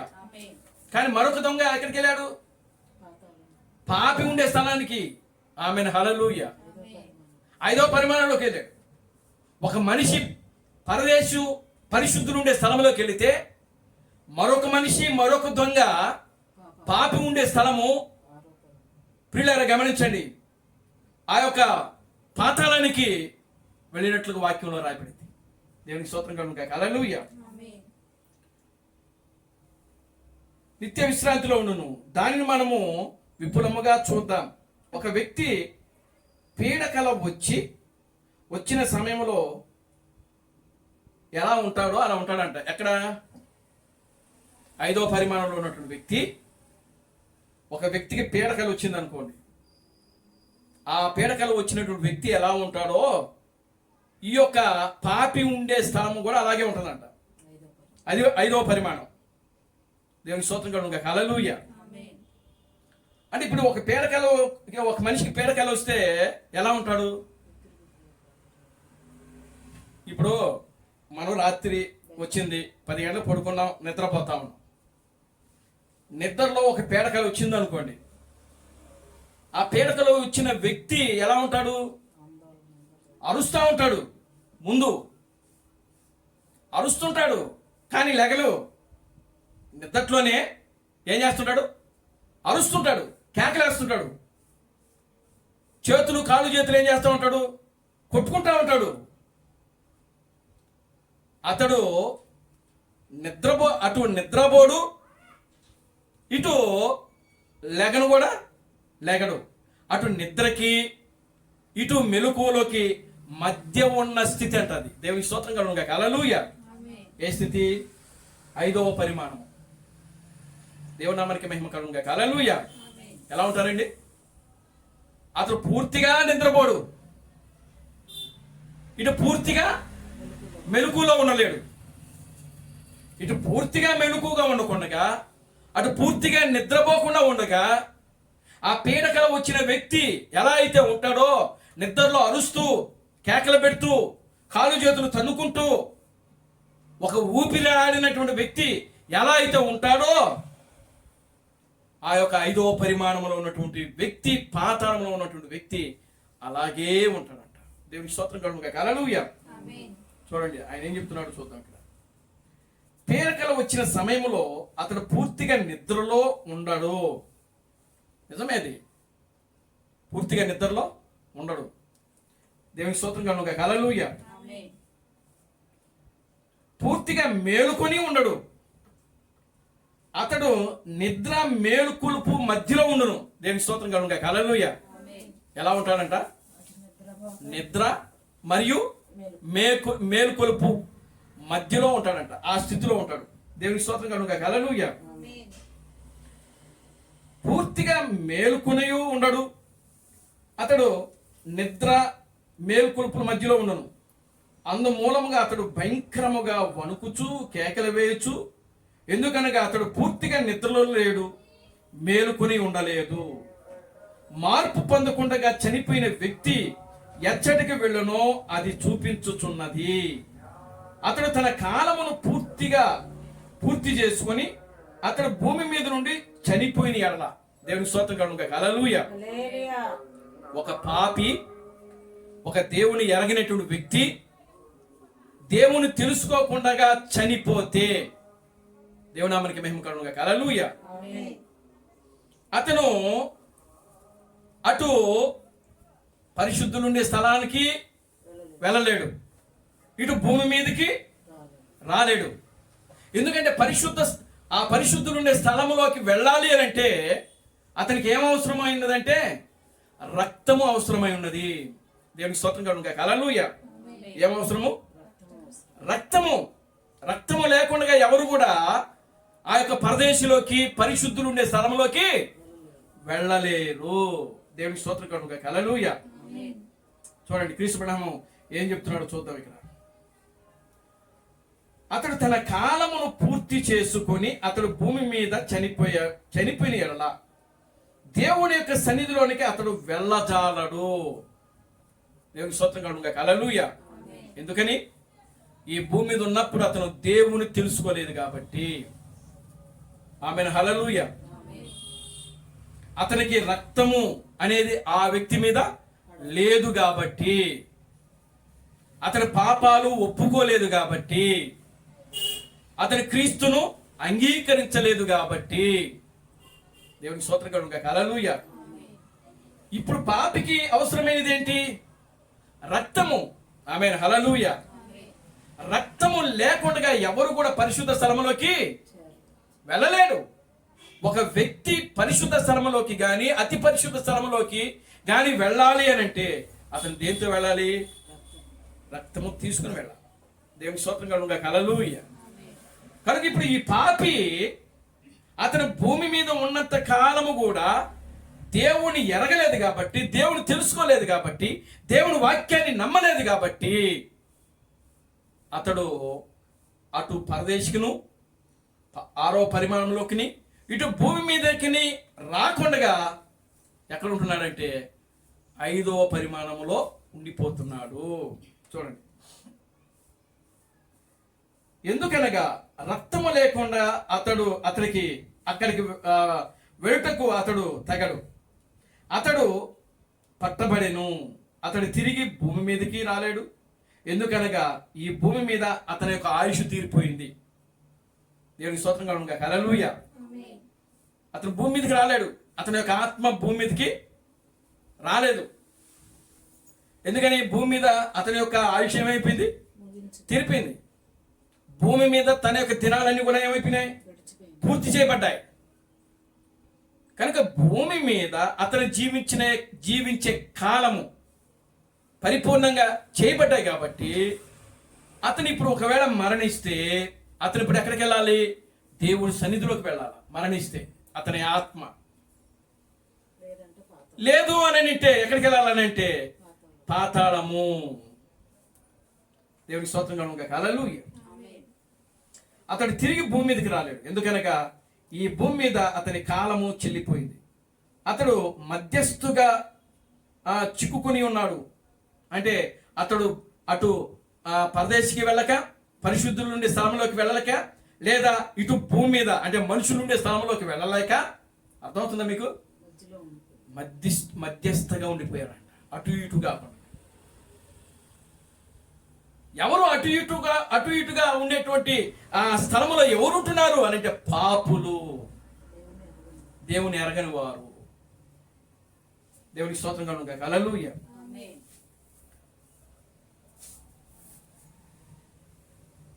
అతడు ఈ భూమి మీదకి అతని కాలము చెల్లిపోయింది. అతడు మధ్యస్థముగా చిక్కుకొని ఉన్నాడు. అతడు ఒక పీడకలలో ఉన్నాడు. చూసారా? విశ్రాంతి కొరకు అతడు దేవుడి సన్నిధిలోనికి వెళ్ళలేడు. అతడు భూమి మీదను తిరగలేడు. ఎందుకనగా అతని కాలము అయిపోయింది. అతడు ఒక పీడకలలో ఉన్నాడు. మరియు తీర్పు దినము వరకు అతడు అక్కడే నిలిచి ఉండును. అది జీవించుటకు ఒక భయంకరమైనటువంటి స్థితి అదంట. దేవునికి స్తోత్రం కలుగును గాక. హల్లెలూయా. ఏ స్థితి? 5వ పరిమాణం ఎలా ఉంటుందంట ఆ స్థితి? ఒక భయంకరమైన స్థితి అది. అక్కడ పండ్లు కొరుక్కోవటం. దేవునికి స్తోత్రం కలుగును గాక. హల్లెలూయా. జుట్టు బీక్కోవటం. జుట్టు బీక్కి ఉన్నది ఎవరు? పళ్ళు కొరుక్కునేది ఎవరు? ఎవరికి వాళ్ళే పళ్ళు కొరుక్కుంటా ఉంటారు. ఎవరికి వాడే జుట్టు బిక్కుంటా ఉంటారు. ఒక్కోసారి ఎవరికి వాళ్ళే నాలుకలు కొరుక్కుంటా ఉంటారు. ఈ పనులన్నీ ఏం పనులు అంటే దెయ్యాల పనులు. అని ఎవరు చేసే పనులు? దెయ్యాలు. దేవునికి స్తోత్రం కలుగును గాక. హల్లెలూయా.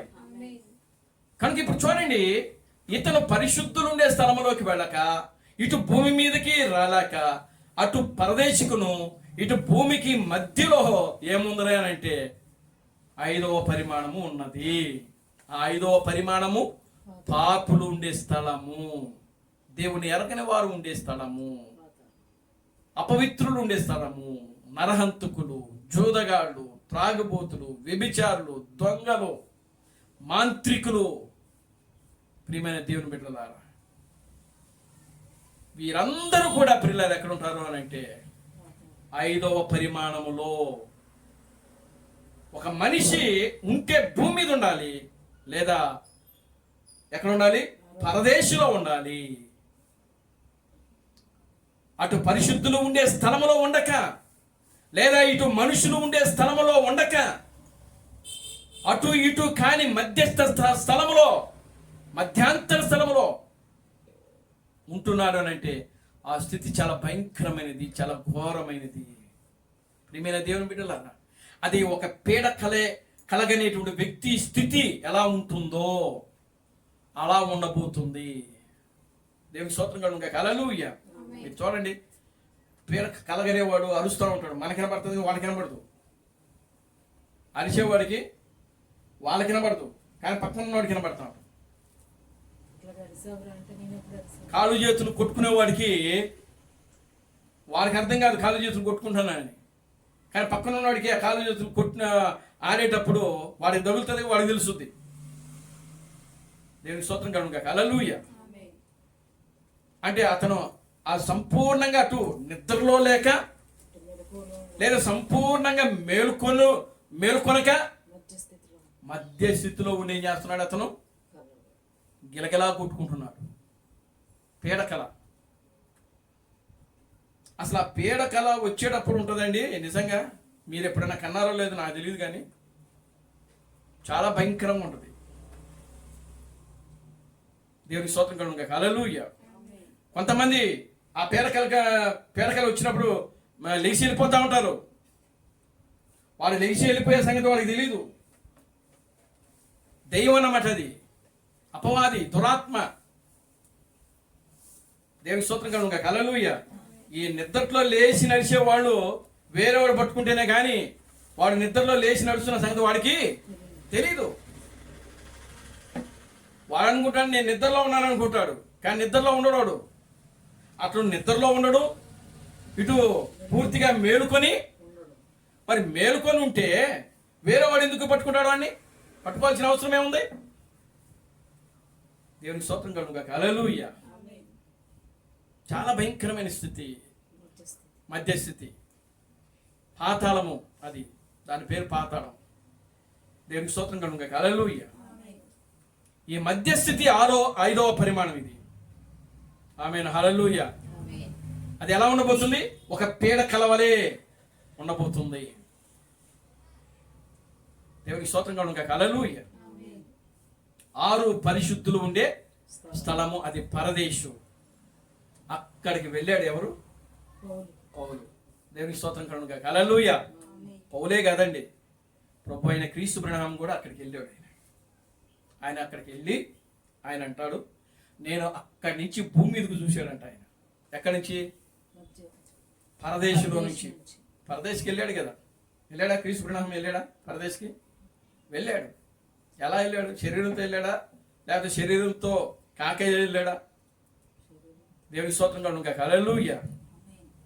చూడండి, ఆయన పరదేశికి వెళ్ళినప్పుడు ఆ పరదేశికి వెళ్ళి అక్కడి నుంచి భూమి మీదకు చూశాడంట. దేవుని స్తోత్రం కలుగును గాక. హల్లెలూయా. మరి అక్కడి నుంచి భూమి మీదకి చూడగలుగుతారా? అది ఒక మానవుని చూపుకి ఎంత దృష్టి ఉంటుందా? దేవుని స్తోత్రం కలుగును గాక. హల్లెలూయా. ఆయన అంటాడు, అది ఆ చూపు అది మానవుని యొక్క చూపు కాదు, కానీ అది ఒక దైవ సంబంధమైనటువంటి చూపు. అది ఒక పక్షిరాజు చూపు అని చెప్తున్నాడు ఆయన. దేవుని స్తోత్రం కలుగును గాక. హల్లెలూయా. మీరు చూడండి, పక్షిరాజు అది ఎంత ఎత్తుకి ఎగిరితే, ఎంత పైకి ఎగిరితే అక్కడ నుంచి కిందకు చూస్తుంది అది. దేవుని స్తోత్రం కలుగును గాక. హల్లెలూయా. అక్కడ నుంచి కిందకు చూచినప్పుడు ఆ కింద ఉన్నటువంటి కోడి పిల్ల క్లియర్గా కనబడుతుంది అన్నమాట. దేవుని స్తోత్రం కలుగును గాక. హల్లెలూయా. అది ఎంత పైకి ఎలా వెళితే అంత స్పష్టంగా కనబడుతుందండి కింద పోయి దాని చూపు. దాని దృష్టి. దేవుని యొక్క దృష్టి కూడా అంతే. ఆమేన్, హల్లెలూయా. చూడండి ఇక్కడ ఆయన దేవుని నామానికి మహిమ కలుగును గాక. Hallelujah. Glory to God. Hallelujah. చూశారా, ఈ మధ్యాంతర స్థితి చాలా భయంకరము, చాలా భయంకరం. అది దేవునికి స్తోత్రం కలుగును గాక. హల్లెలూయా. ఎటువంటి భయంకరమైన స్థితి అది? పీడ కళ ఎలాగైతే ఉంటుందో అలా ఉండే స్థితి ఈ యొక్క 5వ పరిమాణము. మరి అప్పుడు ఈ దర్శనములో నేను 6వ పరిమాణంలోకి కొనుక్కోబడితే, ఇప్పుడు ఆయన గురించి మాట్లాడుకుంటూ వస్తున్నాడు ఇక్కడ. దేవునికి స్తోత్రం కలుగును గాక. హల్లెలూయా. ఆమేన్, హల్లెలూయా. 6వ పరిమాణంలోకి కొనిపోబడితిని, నేను నమ్ముచున్నాను. అక్కడి నుండి ఇక్కడికి నేను తిరిగి చూడగలిగాను. చూడండి, ఆ చూపు భూ సంబంధమైన నేత్రములతో చూడగలిగినట్లు అసలు లేనే లేదు. దేవునికి స్తోత్రం కలుగును గాక. హల్లెలూయా. ఎక్కడి నుంచి చూశాడంట? పరదేశులో నుంచి ఎక్కడికి చూశాడు? భూమి మీదకి చూశాడంట. భూమి మీదకి చూస్తే ఆ భూమి మీద ఆయన ప్రార్థిస్తున్నాడు చూశాడు ఆయన. దేవునికి స్తోత్రం కలుగును గాక. హల్లెలూయా. అంటే శరీరం అక్కడే ఉండిపోయింది, కేవలం ఆత్మ మాత్రమే వెళ్ళిపోయింది. ఆయన ప్రార్థిస్తున్నాడు. ఇదేంటి, నా శరీరం అక్కడ వంగి ప్రార్థిస్తుంది కదా, మరి నేనేంటి ఇక్కడ ఉన్నాను అనుకుంటున్నాడు ఆయన. దేవునికి స్తోత్రం కలుగును గాక. హల్లెలూయా. అక్కడి నుంచి ఆయన భార్యను చూశాడు. వాడిని చక్కగా పడుకొని ఏం చేస్తున్నారు? వాళ్ళు నిద్రపోతున్నారు. వాడు ఆమెను హల్లెలూయా. ఆయన ఇట్లాగా గిల్లుకుంటున్నాడు. కానీ అక్కడ గురించి ఆయన వివరిస్తున్నాడు. ప్రియులారా గమనించండి, అక్కడ పురుషుడు, ఇప్పుడు నేను పురుషుణ్ణి, నేను ఎలా ఉన్నాను, ఇప్పుడు మీరు నన్ను ఎలా చూస్తున్నారో ఆ పరదేశంలో కూడా అలాగే ఉంటారు. ఒక స్త్రీ, ఇప్పుడు మీరు స్త్రీలు ఎలా ఉన్నారో పరదేశంలో కూడా అలాగే ఉంటారు. స్త్రీ స్త్రీగానే ఉంటుంది, పురుషుడు పురుషుడిగానే ఉంటున్నాడు. అయితే స్త్రీ గ్రంథులను కలిగి ఉండదు, పురుషుడు పురుషుని యొక్క గ్రంథులు కలిగి ఉండడు. అక్కడ సంసారం చేయడం ఉండదు అని చెప్పినాడు ఆయన. దేవునికి స్తోత్రం కలుగును గాక. హల్లెలూయా. ఒక స్త్రీ స్త్రీలాగానే ఉంటుంది, ఒక పురుషుడు పురుషులాగానే ఉంటున్నాడు. కానీ ప్రియమైన దేవుని బిడ్డలారా, పురుషుడు పురుషుని యొక్క గ్రంథులు కోల్పోతున్నాడు, స్త్రీ యొక్క గ్రంథులు కోల్పోతుంది. అప్పుడు వాళ్ళ అక్కడ ఎలా ఉండగలుగుతున్నారంటే ఒక మహిమతో ఉండబోతున్నారు. అందుకే యేసుక్రీస్తు భూమి మీద ఉన్నప్పుడు ఒక మాట చెప్పాడు ఆయన. ఆయన పరలోకంలో పెళ్లికి ఇవ్వబడడం కానీ పెళ్లి చేసుకోవడం అనేది ఉండదు. దేవునికి స్తోత్రం కలుగును గాక. హల్లెలూయా. ఒక స్త్రీని 7 పెళ్లి చేసుకుంటారు కదా, ఆ సందర్భంలో చెప్తారు. కొంతమంది ఈ శాస్త్రులు పరిశీలులో 2 రకాలు. ఒకరు పునరుద్ధానం ఉందని నమ్మేవాళ్ళు ఒకరు, మరొకరేమో పునరుద్ధానము లేదని నమ్మేవాళ్ళు ఒకరు. ఇప్పుడు పునరుద్ధానము లేదు అని నమ్మేవాళ్ళు యేసుక్రీస్తు దగ్గరకు వచ్చి అడిగారు, నువ్వు పునరుద్ధానం ఉందని యేసుక్రీస్తు బోధిస్తున్నాడు అప్పుడు అక్కడ. మరి నువ్వు పునరుద్ధానం ఉంటే మన యొక్క సహోదరి 7 పెళ్లి చేసుకొని చనిపోయింది కదా, ఒకవేళ ఆమె తిరిగి లెగిస్తే వాళ్ళతో పాటు ఆమె వివాహం చేసుకున్న 7 పురుషులు కూడా తిరిగి లెగుస్తారు. మరి ఆ 7 పురుషులు లెగిసినప్పుడు ఆమె ఈ 7లో ఎవరికి భారీగా ఉంటుంది అని అడిగారు. దేవుని స్తోత్రం కలుగును గాక. హల్లెలూయా. అప్పుడు యేసు ప్రభు ఏమన్నాడంటే, నాయనా, అక్కడ పెళ్లి చేసుకోవడం, పురుషునికి స్త్రీని ఇవ్వడం లేదా స్త్రీకి పురుషునికి ఇవ్వడం ఇలాంటి ఏవి కూడా ఉండరు. వాళ్ళు ఎలా ఉంటారంటే దేవదూతల వలె ఉంటారు అని చెప్పినాడు. దేవునికి స్తోత్రం కలుగును గాక. హల్లెలూయా. అంటే పూర్తిగా ఈ శరీరము ఏదైతే ఉన్నదో, గలతీయులకు రాసిన పత్రికలో ఆయన అంటాడు కదా, శరీర కార్యములు స్పష్టమైనవి. చూడండి, చదవండి ఆ వాక్యాన్ని మనం చూద్దాం. స్తోత్రం కలుగును గాక. హల్లెలూయా. శరీర కార్యములు స్పష్టమైనవి. గలతీయులకు రాసిన పత్రిక 5వ అధ్యాయం 19వ వచనం. చదవండి. శరీర కార్యములు స్పష్టమై ఉన్నవి. శరీర కార్యములు స్పష్టమై ఉన్నవి. అవేవనగా జారత్వము, అపవిత్రత, కామకత్వము, విగ్రహారాధన, అభిచారము, ద్వేషములు, కలహము, మత్సరములు, క్రోధములు, కక్షలు, భేదములు, విమతములు, అసూయలు, మత్తతులు, అల్లరితో కూడిన ఆటపాటలు మొదలైనవి. ఇవి ఏవి కూడా ఈ శరీరానికి సంబంధమైన, ఈ భూ సంబంధమైనటువంటి, ఈ భౌతిక సంబంధమైనటువంటి కార్యాలు పూర్తిగా ఇక్కడనే విడిచిపెట్టి అక్కడికి వెళ్తాం. దేవుని స్తోత్రం కలుగును గాక. హల్లెలూయా. పూర్తిగా ప్రియులారా గమనించండి, ఈ శరీరము, ఈ మధ్యమైనటువంటి శరీరము పూర్తిగా మహిమ శరీరముగా మార్చబడి ఈ శరీర సంబంధమైన కోరికలు, స్త్రీ కోరికలను కోల్పోతుంది. పురుషుడు యొక్క కోరికలను కోల్పోతున్నాడు. ఎలాగా అనంటే అది దేవుని యొక్క వాక్యము ద్వారా వాళ్ళు పూర్తిగా వాక్యముగా ఏమైపోతున్నారంటే మార్చబడతారు. దేవుని స్తోత్రం కలుగును గాక. హల్లెలూయా. ఇక ఆ కోరికలు అనేవి ఏమి కూడా ఉండవు. భూ సంబంధమైన కోరికలు ఉండవు. దేవుని స్తోత్రం కలుగును గాక. హల్లెలూయా. ఆ విధంగా ప్రియులరా పరదేశికి. అందుకనే ఆయన అక్కడికి వెళ్ళినప్పుడు ఆయన తన భార్యను చూశాడు. ఎవరిని? హోప్ సిస్టర్ని. ఆమె అట్లాగే ఉంది, భూమి మీద అలాగే ఉందో అలాగే ఉంది. నిజంగా ఆమెలో ఏదైనా మార్పు ఉంటే ఆయన గుర్తుపట్టేవాడు కాదు కదా. దేవుని స్తోత్రం కలుగును గాక. హల్లెలూయా. అయితే అక్కడ ఒక్క విషయం ఏంటి అని అంటే, ఆయన గుర్తుపట్టలేని విషయం ఏంటంటే, ముందు వాళ్ళ కుమార్తె వచ్చింది. ఎవరు? షారోను చనిపోయినప్పుడు ఆమె వయసు ఎంత? 5 నెలలు పాప. దేవుని స్తోత్రం కలుగును గాక. హల్లెలూయా. సంవత్సరం లోపు అమ్మాయి. ఆమె ఎక్కడ కనిపించింది? ఎట్లా కనిపించింది అంటే 20 సంవత్సరాల అమ్మాయిలా కనిపించింది. దేవునికి స్తోత్రం కలుగును గాక. హల్లెలూయా. పొడవైన చుట్టూ, ఏమండి, చక్కగా ఆ కళ్ళు, ఒక పరిపూర్ణమైన ఒక స్త్రీ ఎలా ఉంటుందో అలాగుంది ఆమె అక్కడ. అందుకని ఆమె వచ్చి ఆయన కౌగులించుకుంది. దేవునికి స్తోత్రం కలుగును గాక. హల్లెలూయా. కౌగులించుకొని ఆమె ఆ సహోదరుడా బ్రెనహాం అని పిలిచింది. ఎవరమ్మా నువ్వు అన్నప్పుడు, నేను షారోన్ని, నీ కూతుర్ని అని చెప్పింది అక్కడ. దేవునికి స్తోత్రం కలుగును గాక. హల్లెలూయా.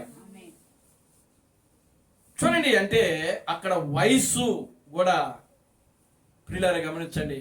20 సంవత్సరాలు వయసు కలిగిన వాళ్ళు, ఆ వయసులో ఉన్న వాళ్ళుగా అట్లా ఉంటారు అక్కడ పరదేశంలో, 6వ పరిమాణంలో. దేవుని నామానికి మహిమ కలుగును గాక. హల్లెలూయా. యవ్వన స్థితిలో ఆమెను. హల్లెలూయా. ఇంకా పర్మనెంట్ వయసు అది. ఇంక వాళ్ళు ఎంత కాలమున్నా సరే అలాగే ఉంటారు. Glory to God. హల్లెలూయా. వాడు ఎంతకాలమున్నా అలాగే ఉంటారు. యవన స్థితిలో పక్షిరాజు ఏ విధంగా అయితే తన యవనము కొత్త తగ్గుతూ ఉంటుందో, వీళ్ళ యవనము కూడా అక్కడ తగ్గిపోవడం కానీ పెరగడం కానీ అది ఉండదు. అలాగే ఉండిపోతారు. మరి ఆ స్థితిని చూడండి. 5వ పరిమాణంలో ఉన్న స్థితి, 6వ పరిమాణంలో ఉన్న స్థితికి తేడా చూడండి. దేవుని స్తోత్రం కలుగును గాక. హల్లెలూయా. పౌలు అంటున్నాడు, నేను అక్కడికి వెళ్ళాను, నేను అక్కడ ఏం జరుగుతుందో చూశాను, వాళ్ళు ఏం మాట్లాడుకుంటున్నారో చూశాను, వాళ్ళ పదాలు విన్నాను నేను. దేవుని స్తోత్రం కలుగును గాక. హల్లెలూయా. కనుక అవన్నీ చూచినప్పుడు అవి ఒక మనుషుడు పలికే మాటలు కాదు అని అంటున్నాడు ఆయన. ఎంత గొప్ప భాగ్యం అండి. పౌలు నిజంగా ఆ కాలంలో ఆయన పరదేశికి వెళ్ళాడంటే అది ఎంత ధన్యత, ఎంత ధన్యత అది. దేవునికి స్తోత్రం కలుగును గాక. హల్లెలూయా. ఎంత గొప్ప విషయం అండి. ఆమేన్. హల్లెలూయా. నిజంగా ప్రియులారా, క్రీస్తు బ్రెనహాము ఆయన కూడా ఆ స్థితిలోకి వెళ్ళాడు. Glory to God. హల్లెలూయా. అందుకని ఈ సువార్త ప్రియులారా అందరికీ బోధించాలి. ఈ నిత్య సువార్తను మనం ప్రియులారా ప్రతి వ్యక్తికి బోధించాలి, సువార్త చేయాలి మనం. ఆమేన్, హల్లెలూయా. ఈ పీడకల ఈ 5వ పరిమాణంలోకి ప్రియులారా, అది భయంకరమైనటువంటి పరిస్థితి. అది వ్యభిచారులు ఉండే పరిస్థితి, అది దొంగలు ఉండే పరిస్థితి, అది నరహంతకులు ఉండే పరిస్థితి, జోదగాళ్ళు, విగ్రహారాధికులు, మాంత్రికులు ప్రియులారా ఉండే స్థలం అది. దేవుని దేవుడుగా ఆరాధించకుండా ఎవరైతే ఉంటున్నారో వారందరూ కూడా అక్కడే ఉంటారు. దేవునికి స్తోత్రం కలుగును గాక. హల్లెలూయా. కనుక ప్రియమైన దేవుని బిడ్డలారా, 5వ పరిమాణం చాలా భయంకరమైనది. ఈ 5వ పరిమాణంలో ఉండేవాళ్ళు అటు కాక ఇటు కాని మధ్య స్థితిలో ఉండిపోతున్నారు. అటు పరలోకం వెళ్ళకుండగా, పరదేశికి వెళ్ళకుండగా, ఇటు భూమి మీదకి రాకుండగా ప్రియులారా గమనించండి, మధ్యలో ఉండిపోతున్నారు. భయంకరమైన పరిస్థితి, గిలగిలా కొట్టుకునే స్థితి, పళ్ళు కొరుక్కునే స్థితి, జుట్టు పీక్కునే స్థితి, ఓ నిద్రలో నడిచే స్థితి, భయంకరమైన స్థితులు అక్కడ ఉండబోతా ఉన్నాయి. నరహంతకులు, జూదగాళ్ళు ఉండే స్థలం అది. దేవుని దేవునుగా గుర్తించి ఆరాధించాలి ఆయన్ను. ఆయన పరిశుద్ధుడు, నీవు కూడా పరిశుద్ధురాలై ఉండాలి. ఆయన నీతిమంతుడు, మనము కూడా నీతిమంతులై ఉండాలి. మనము నీతిమంతులుగా కావాలనంటే క్రీస్తు యొక్క రక్తము ద్వారానే మనము ఆ యొక్క పరలోకానికి వెళ్ళగలం. దేవుడు ఈ చివరి దినాల్లో ఆయన 2 సార్లు ఈ భూమి మీదకి మానవుడిగా వచ్చి, మొదటి రాకడలో యేసుక్రీస్తుగా వచ్చి, 2వ రాకడలో ప్రభు అయిన క్రీస్తు ప్రణహాముగా వచ్చి, మన యొక్క ఆత్మ యొక్క రక్షణ నిమిత్తమై, మన దేహము యొక్క విమోచన నిమిత్తమై ఆయన 2 సార్లు తన రక్తమును చిందించాడు. ప్రియులారా, ఈరోజు క్రీస్తు ప్రణహం యొక్క రక్తము కిందకి నువ్వు రావాలి. యేసు క్రీస్తు యొక్క రక్తము కిందకు వచ్చిన నీవు మరలా క్రీస్తు ప్రణహం యొక్క రక్తము కిందకి నువ్వు రావాల్సి ఉన్నది. మోషే 2 సార్లు బండను కొట్టాడు. ఆయన మొదటి బండ హోరేబులో కొట్టబడింది, 2వ బండ కాదేశులో కొట్టబడింది. మొదటి బండ కొట్టినప్పుడు ఒక్కసారే కొట్టాడు, 2వ బండను కొట్టినప్పుడు ఆయన 2 సార్లు కొట్టాడు. ఇదిగో మొదటిసారి కొట్టినప్పుడు నీళ్లు కొంచెం మాత్రమే వచ్చాయి. 2వసారి 2వ బండను 2 సార్లు కొట్టినప్పుడు నీళ్లు సమృద్ధిగా వచ్చాయని వాక్యంలో రాయబడింది. ప్రియమైన దేవుని బిడ్డలారా, ఈరోజు 2వ బండ అయినటువంటి క్రీస్తు బ్రహ్మ యొక్క రక్తము కిందకి, క్రీస్తు బ్రహ్మ యొక్క సందేశము కిందకు, క్రీస్తు థామస్ యొక్క వర్తమానము ఏదైతే ఉన్నదో ఆ వర్తమానములోకి నువ్వు రాకపోతే, నువ్వు తెలుసుకోలేకపోతే, నువ్వు ఆ భయంకరమైన 5వ పరిమాణంలో దుర్మార్గులు, వ్యభిచారులు, దొంగలు, నరహంతకులు ఉండే ప్రదేశంలో నీవు ఉండిపోతావు. నువ్వు యేసుక్రీస్తుని నమ్మినా సరే, నువ్వు యేసుక్రీస్తుని నమ్మినా సరే, నమ్మిన నీవు క్రీస్తు బ్రహ్మ యొక్క రక్తము కిందకి, 2వ బండ యొక్క రక్తము కిందకి మనము రావాలి.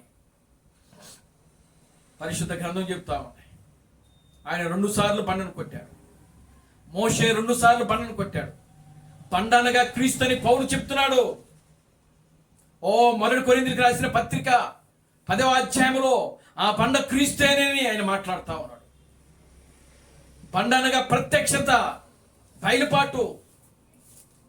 2 బండల గురించిన ప్రత్యక్షత పరిశుద్ధ గ్రంథములో రాయబడింది. మొదటి బండ యేసు క్రీస్తు అయితే 2వ బండ ప్రభు అయిన క్రీస్తు బ్రహ్మము, క్రీస్తు బ్రహ్మ యొక్క రక్తము కిందకి ప్రతి క్రైస్తవుడు రావాల్సి ఉన్నది. వచ్చినప్పుడు మాత్రమే మనకు మన దేహం యొక్క విమోచన కలుగుద్ది. లేదా ఇదిగో 5వ పరిమాణమైనటువంటి ఆ పాపులు ఉండే స్థలం, వ్యభిచారులు ఉండే స్థలం, దొంగలు ఉండే స్థలం, నరహంతకులు ఉండే స్థలం, ప్రియులారా అక్కడ ఉండిపోవాల్సి వస్తుంది. అది భయంకరమైన స్థలము, అది ఒక భయంకరమైన స్థలం అది. కనుక ప్రియమైన దేవుని బిడ్డలారా, మానవుని జీవితానికి 7 పరిమాణాలు ఉన్నాయి. ఆ 7 పరిమాణాల్లో మానవుడు 3 పరిమాణాల్లో జీవిస్తూ ఉన్నాడు. మొదటి పరిమాణము వెలుగు, రెండవ పరిమాణము పదార్థము, మూడవ పరిమాణము కాలము, నాలుగవ పరిమాణము సైన్సు, ఐదవ పరిమాణము పాపి ఉండే స్థలము, ఆరో పరిమాణము పరదేశు, ఏడవ పరిమాణము దేవుడు ఉండే స్థలము. ఇది ఒక పరిపూర్ణమైనటువంటి మానవుని యొక్క శరీరం. ఇది క్రీస్తు యొక్క శరీరం. దేవునికి స్తోత్రం కనుక హల్లెలూయా. కనుక ప్రియులారా, భూమి మీద ఉన్న నీవు ఉంటే భూమిని విడిచిన తర్వాత, నీవు ఈ భూమిని విడిచిన తర్వాత నువ్వు ఎక్కడ ఉండాలి అంటే క్రీస్తుతో ఉండాలి, పరదేశిలో ఉండాలి. నువ్వు ఆయన మాట్లాడుతున్నాడు, నేడు నీవు నాతో కూడా పరదేశిలో ఉందువు. అటు పరదేశిలో ఉండక ఇటు భూమి మీద ఉండక మధ్య స్థితిలో, ఒక పాపి ఉండే స్థితిలో, ఒక నరహంతకుడు ఉండే స్థితిలో, ఒక దొంగ వ్యభిచారి ఉండే స్థితిలో ఒక క్రైస్తవుడు ఉన్నాడు అంటే అది చాలా భయంకరమైన స్థితిగా ఉన్నదని వాక్యం చెప్తా ఉంది. ప్రియమైన దేవుని బిడ్డలారా, ఒక స్థితి నుండి మరొక స్థితిలోకి మారటం పరిమాణము అని అంటే, మానవుడు భూమి మీద ఉన్నాడు. పౌలు చెప్తున్నాడు, నేను పరదేశికి వెళ్ళాను. పరదేశి అనేది ఒకటి ఉంది. ఆ పరదేశి ఇప్పుడు పరలోకంగా మార్చబడతా ఉంది. ఆ పరదేశి ఇప్పుడు పరలోకంగా మార్చబడింది. ఆ యొక్క పరలోకములోకి, ఆ యొక్క పరదేశికి నీవు వెళ్ళాలి అని అంటే ప్రియులారా, ఈ 2 బండల యొక్క రక్తం కింద నువ్వు ఉండాలి. ఒక బండ రక్తము అది సరిపోదు. రెండవ బండ రక్తం కిందకి నువ్వు రావాలి. ఆ రెండవ బండ ప్రభు అయిన క్రీస్తు బ్రహ్మము. ఆయన 2 సార్లు కొట్టబడ్డాడు. ఆయన రక్తంలోకి నువ్వు వస్తేనే నువ్వు పరదేశులకి వెళ్తావు, పరలోకానికి వెళ్తావు. లేదా 5వ పరిమాణంలో, ఆ శూన్యములో అటు ఇటు తిరుగుతూ ఉంటావు, నీరు లేక. దేవుని స్తోత్రం కలుగునుగాక. హల్లెలూయా. పరలోకానికి వెళితే నిత్య విశ్రాంతి ఉంటుంది. అక్కడ భూమి మీదకి వస్తే నీళ్లు దొరుకుతాయి. ఇటు భూమి మీదకి రాక, అటు పరలోకానికి రాక, శూన్యంలో, ఆ ఎండిన ఎడారిలో ప్రియమైన దేవుని బిడ్డలారా, అక్కడ మనిషికి ఏం దొరకవు. తినడానికి తిండుండవు, తాగడానికి నీళ్లుండవు. భయంకరమైన ఏడుపులు అక్కడ, భయంకరమైన ఏడుపు, భయంకరమైన రోదన, భయంకరమైన వేదన, భయంకరమైన దుఃఖము, పండ్లు కొరుకుట, జుట్టు పీక్కోవటం. ప్రియులారా, ఒక పీడకల వస్తే ఒక మనిషి ఏ విధంగా ఉంటాడో అటువంటి స్థితిలో క్రైస్తవుడు ఉండబోతా ఉన్నాడు. కనుక జాగ్రత్త ప్రియులారా. ప్రతి క్రైస్తవుడు 2 బండల యొక్క రక్తము కిందకి రావాలని పరిశుద్ధ గ్రంథం తెలియజేస్తాం. ఆ బండ క్రీస్తే, ఆ బండ క్రీస్తు అని వాక్యం తెలియజేస్తాం. మోషే 2 సార్లు బండను కొట్టాడు. ఆయన మొదట కొట్టిన బండ యేసు క్రీస్తు, రెండవసారి కొట్టబడిన బండ ప్రభు అయిన క్రీస్తు బ్రహ్మం. ఈ 2 బండల యొక్క రక్తము కిందకే నువ్వు రావాలి. పరిశుద్ధ గ్రంథంలో చక్క మాదిరి ఉన్నది. పాత నిబంధనలో ఒక వ్యక్తి పాపము చేసినప్పుడు అతను ఉదయకాలంలో ఒక బలి అర్పించాలి. అతను మరలా తిరిగి సాయంకాలంలో ఒక బలిని అర్పించాలి. 2 బలులు అక్కడ ఉన్నాయి. ఆ పాపి ఏం చేయాలి? ఉదయకాలంలో ఒక గొర్రెని కానీ మేకని కానీ తీసుకుని వెళ్ళాలి. 2 గొర్రెలు కానీ 2 మేకలు కానీ తీసుకుని వెళ్ళాలి. అక్కడ ఒక దానిని వధిస్తున్నారు. దాని రక్తమును తీసి మరొక దానికి రాసి దాన్ని విడిచిపెడుతున్నాడు. ఆ విడిచిపెట్టే వ్యక్తి ఎవరో కాదు, నీవే. దేవుడు నిన్నే విడిచిపెడుతున్నాడు. దాని రక్తాన్ని తీసి ఆ రక్తాన్ని నీకు పూసి ఆ రక్తము ద్వారా నువ్వు విడుదల పొందుతున్నావని నిన్ను విడిచిపెడుతున్నాడు ఆయన. ఆ పాపి అయిన వ్యక్తి మరలా సాయంకాల సమయంలో మరలా బలి కోసము ఒక 2 గొర్రెలు కానీ మేకలు కానీ తీసుకుని వెళ్ళాలి. పాపి అయిన మనిషి 2 బలులు అర్పించాలి, ఉదయము సాయంకాలం.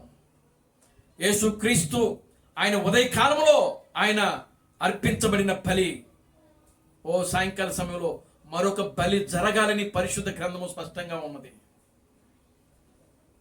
ఆ సాయంకాలపు బలి కింద మాత్రమే నీకు పూర్తి విడుదల, నీ దేహమునకు విడుదల, నీ ఆత్మకు విడుదల, పూర్తిగా నీవు విడిపించబడతావు. కనుక ప్రియమైన దేవుని బిడ్డలారా, సత్యాన్ని గ్రహించండి, వాక్యాన్ని గ్రహించండి. వాక్యం ఏదైతే చెప్తుందో దాని ప్రకారం చేయడానికి ప్రయత్నించండి. ఎవరికి స్తోత్రం కలుగును గాక. హల్లెలూయా. కనుక ప్రియమైన దేవుని బిడ్డలారా, 7 పరిమాణాలు. ఎన్ని పరిమాణాలు? 7 పరిమాణాలు. మొదటి పరిమాణం ఏంటి? వెలుగు. రెండవ పరిమాణము పదార్థము. మూడవ పరిమాణము కాలము. 4 సైన్సు. 5 పాతాళము. 6 పరదేశు. 7 దేవుడుండే స్థలం. దేవుడికి స్తోత్రం కలుగును గాక. హల్లెలూయా. నిజంగా ఈ రోజున ఇంత గొప్ప భాగ్యాన్ని దేవుడు మనకు అనుగ్రహించాడు. ఈ వర్తమానము ఇప్పుడు ఎక్కడి నుంచి వినబడుతుందో తెలుసా? పరదేశుల నుంచే. దేవుడు నామానికి మహిమ కలుగును గాక. హల్లెలూయా. పరలోకములో అక్కడ పరిశుద్ధులకి పరిశుద్ధుడే వర్తమానం ఇస్తున్నాడు. దేవునికి స్తోత్రం కలుగును గాక. హల్లెలూయా. ఆమేన్. హల్లెలూయా. కనుక ప్రియమైన దేవుని బిడ్డలారా, దేవుడు దైవముల మధ్య ఆయన ఏం చేస్తున్నాడు? నివసిస్తున్నాడు, తీర్పు తీరుస్తా ఉన్నాడు. దేవునికి స్తోత్రం కలుగును గాక. హల్లెలూయా. మీరు సర్వోన్నతుని దేవుని కుమారులని, మీరు దైవములని దేవుని వాక్యములో రాయబడింది ప్రియులారా. కనుక ప్రియులారా గమనించండి, ఈ యొక్క 7 పరిమాణాలను దేవుడు, మనమున్న పరిమాణము, మొదటి పరిమాణము, రెండవ పరిమాణము, మూడవ పరిమాణంలో మానవుడు జీవిస్తున్నాడు. 4వ పరిమాణము మానవుడికి ఆ సైన్స్కు సంబంధము కలిగి ఉంటుంది. 5వ పరిమాణము అది పాపులు ఉండే స్థలము, పాపి ఉండే స్థలము. పాతాళము. 6 పరిశుద్ధులు ఉండే స్థలము. 7 దేవుడు ఉండే స్థలం. ప్రార్థన చేసుకుందాం. దయచేసి అందరూ కూడా లేచి నిలబడండి, ప్రార్థన చేద్దాం.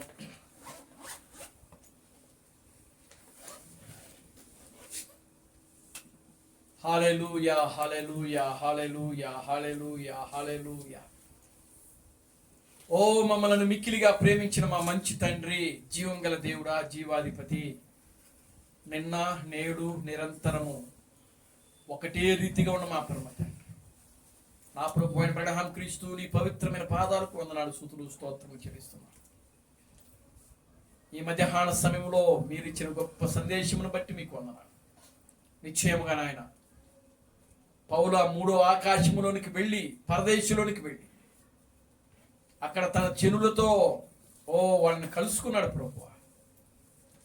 అక్కడ ఆయన అనేకమైన సంగతులు విన్నాడు. అవి మనుషులు ఉచ్చరింపే సఖ్యము కాని పదాలు అని వాక్యములో రాయబడింది. ఆయన ఏదైతే విన్నాడో ఆ సంగతులన్నీ కూడా తన యొక్క పత్రికల్లో ఆయన రాసి ఉంచాడు ప్రభు. నిశ్చయముగా నా తండ్రి, ఆయన రాస్తున్నాడు, భూమికి పునాదులు వేయబడక మునిపే మీరు క్రీస్తులో ఉన్నారని రాశాడు ప్రభు. గలతీయులకు రాసిన పత్రికలో ఆయన మాట్లాడుతున్నాడు, మీరు సర్వోన్నతుని దేవుని కుమారులని గలతీయులకు రాసిన పత్రికలో ఆయన రాస్తున్నాడు ప్రభు.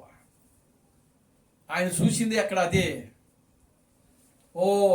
మీరు ఈ లోకానికి దేవుళ్ళుగా ఉన్నారని పౌలు ఆనాడే ప్రకటించాడు, ఆనాడే బోధించాడు. కానీ అది ఒక మర్మయుక్తంగా బోధించాడు. భూమికి పునాదులు వేయబడక మునిపే మీరు క్రీస్తులో ఉన్నారు అని బోధించాడు పౌలు.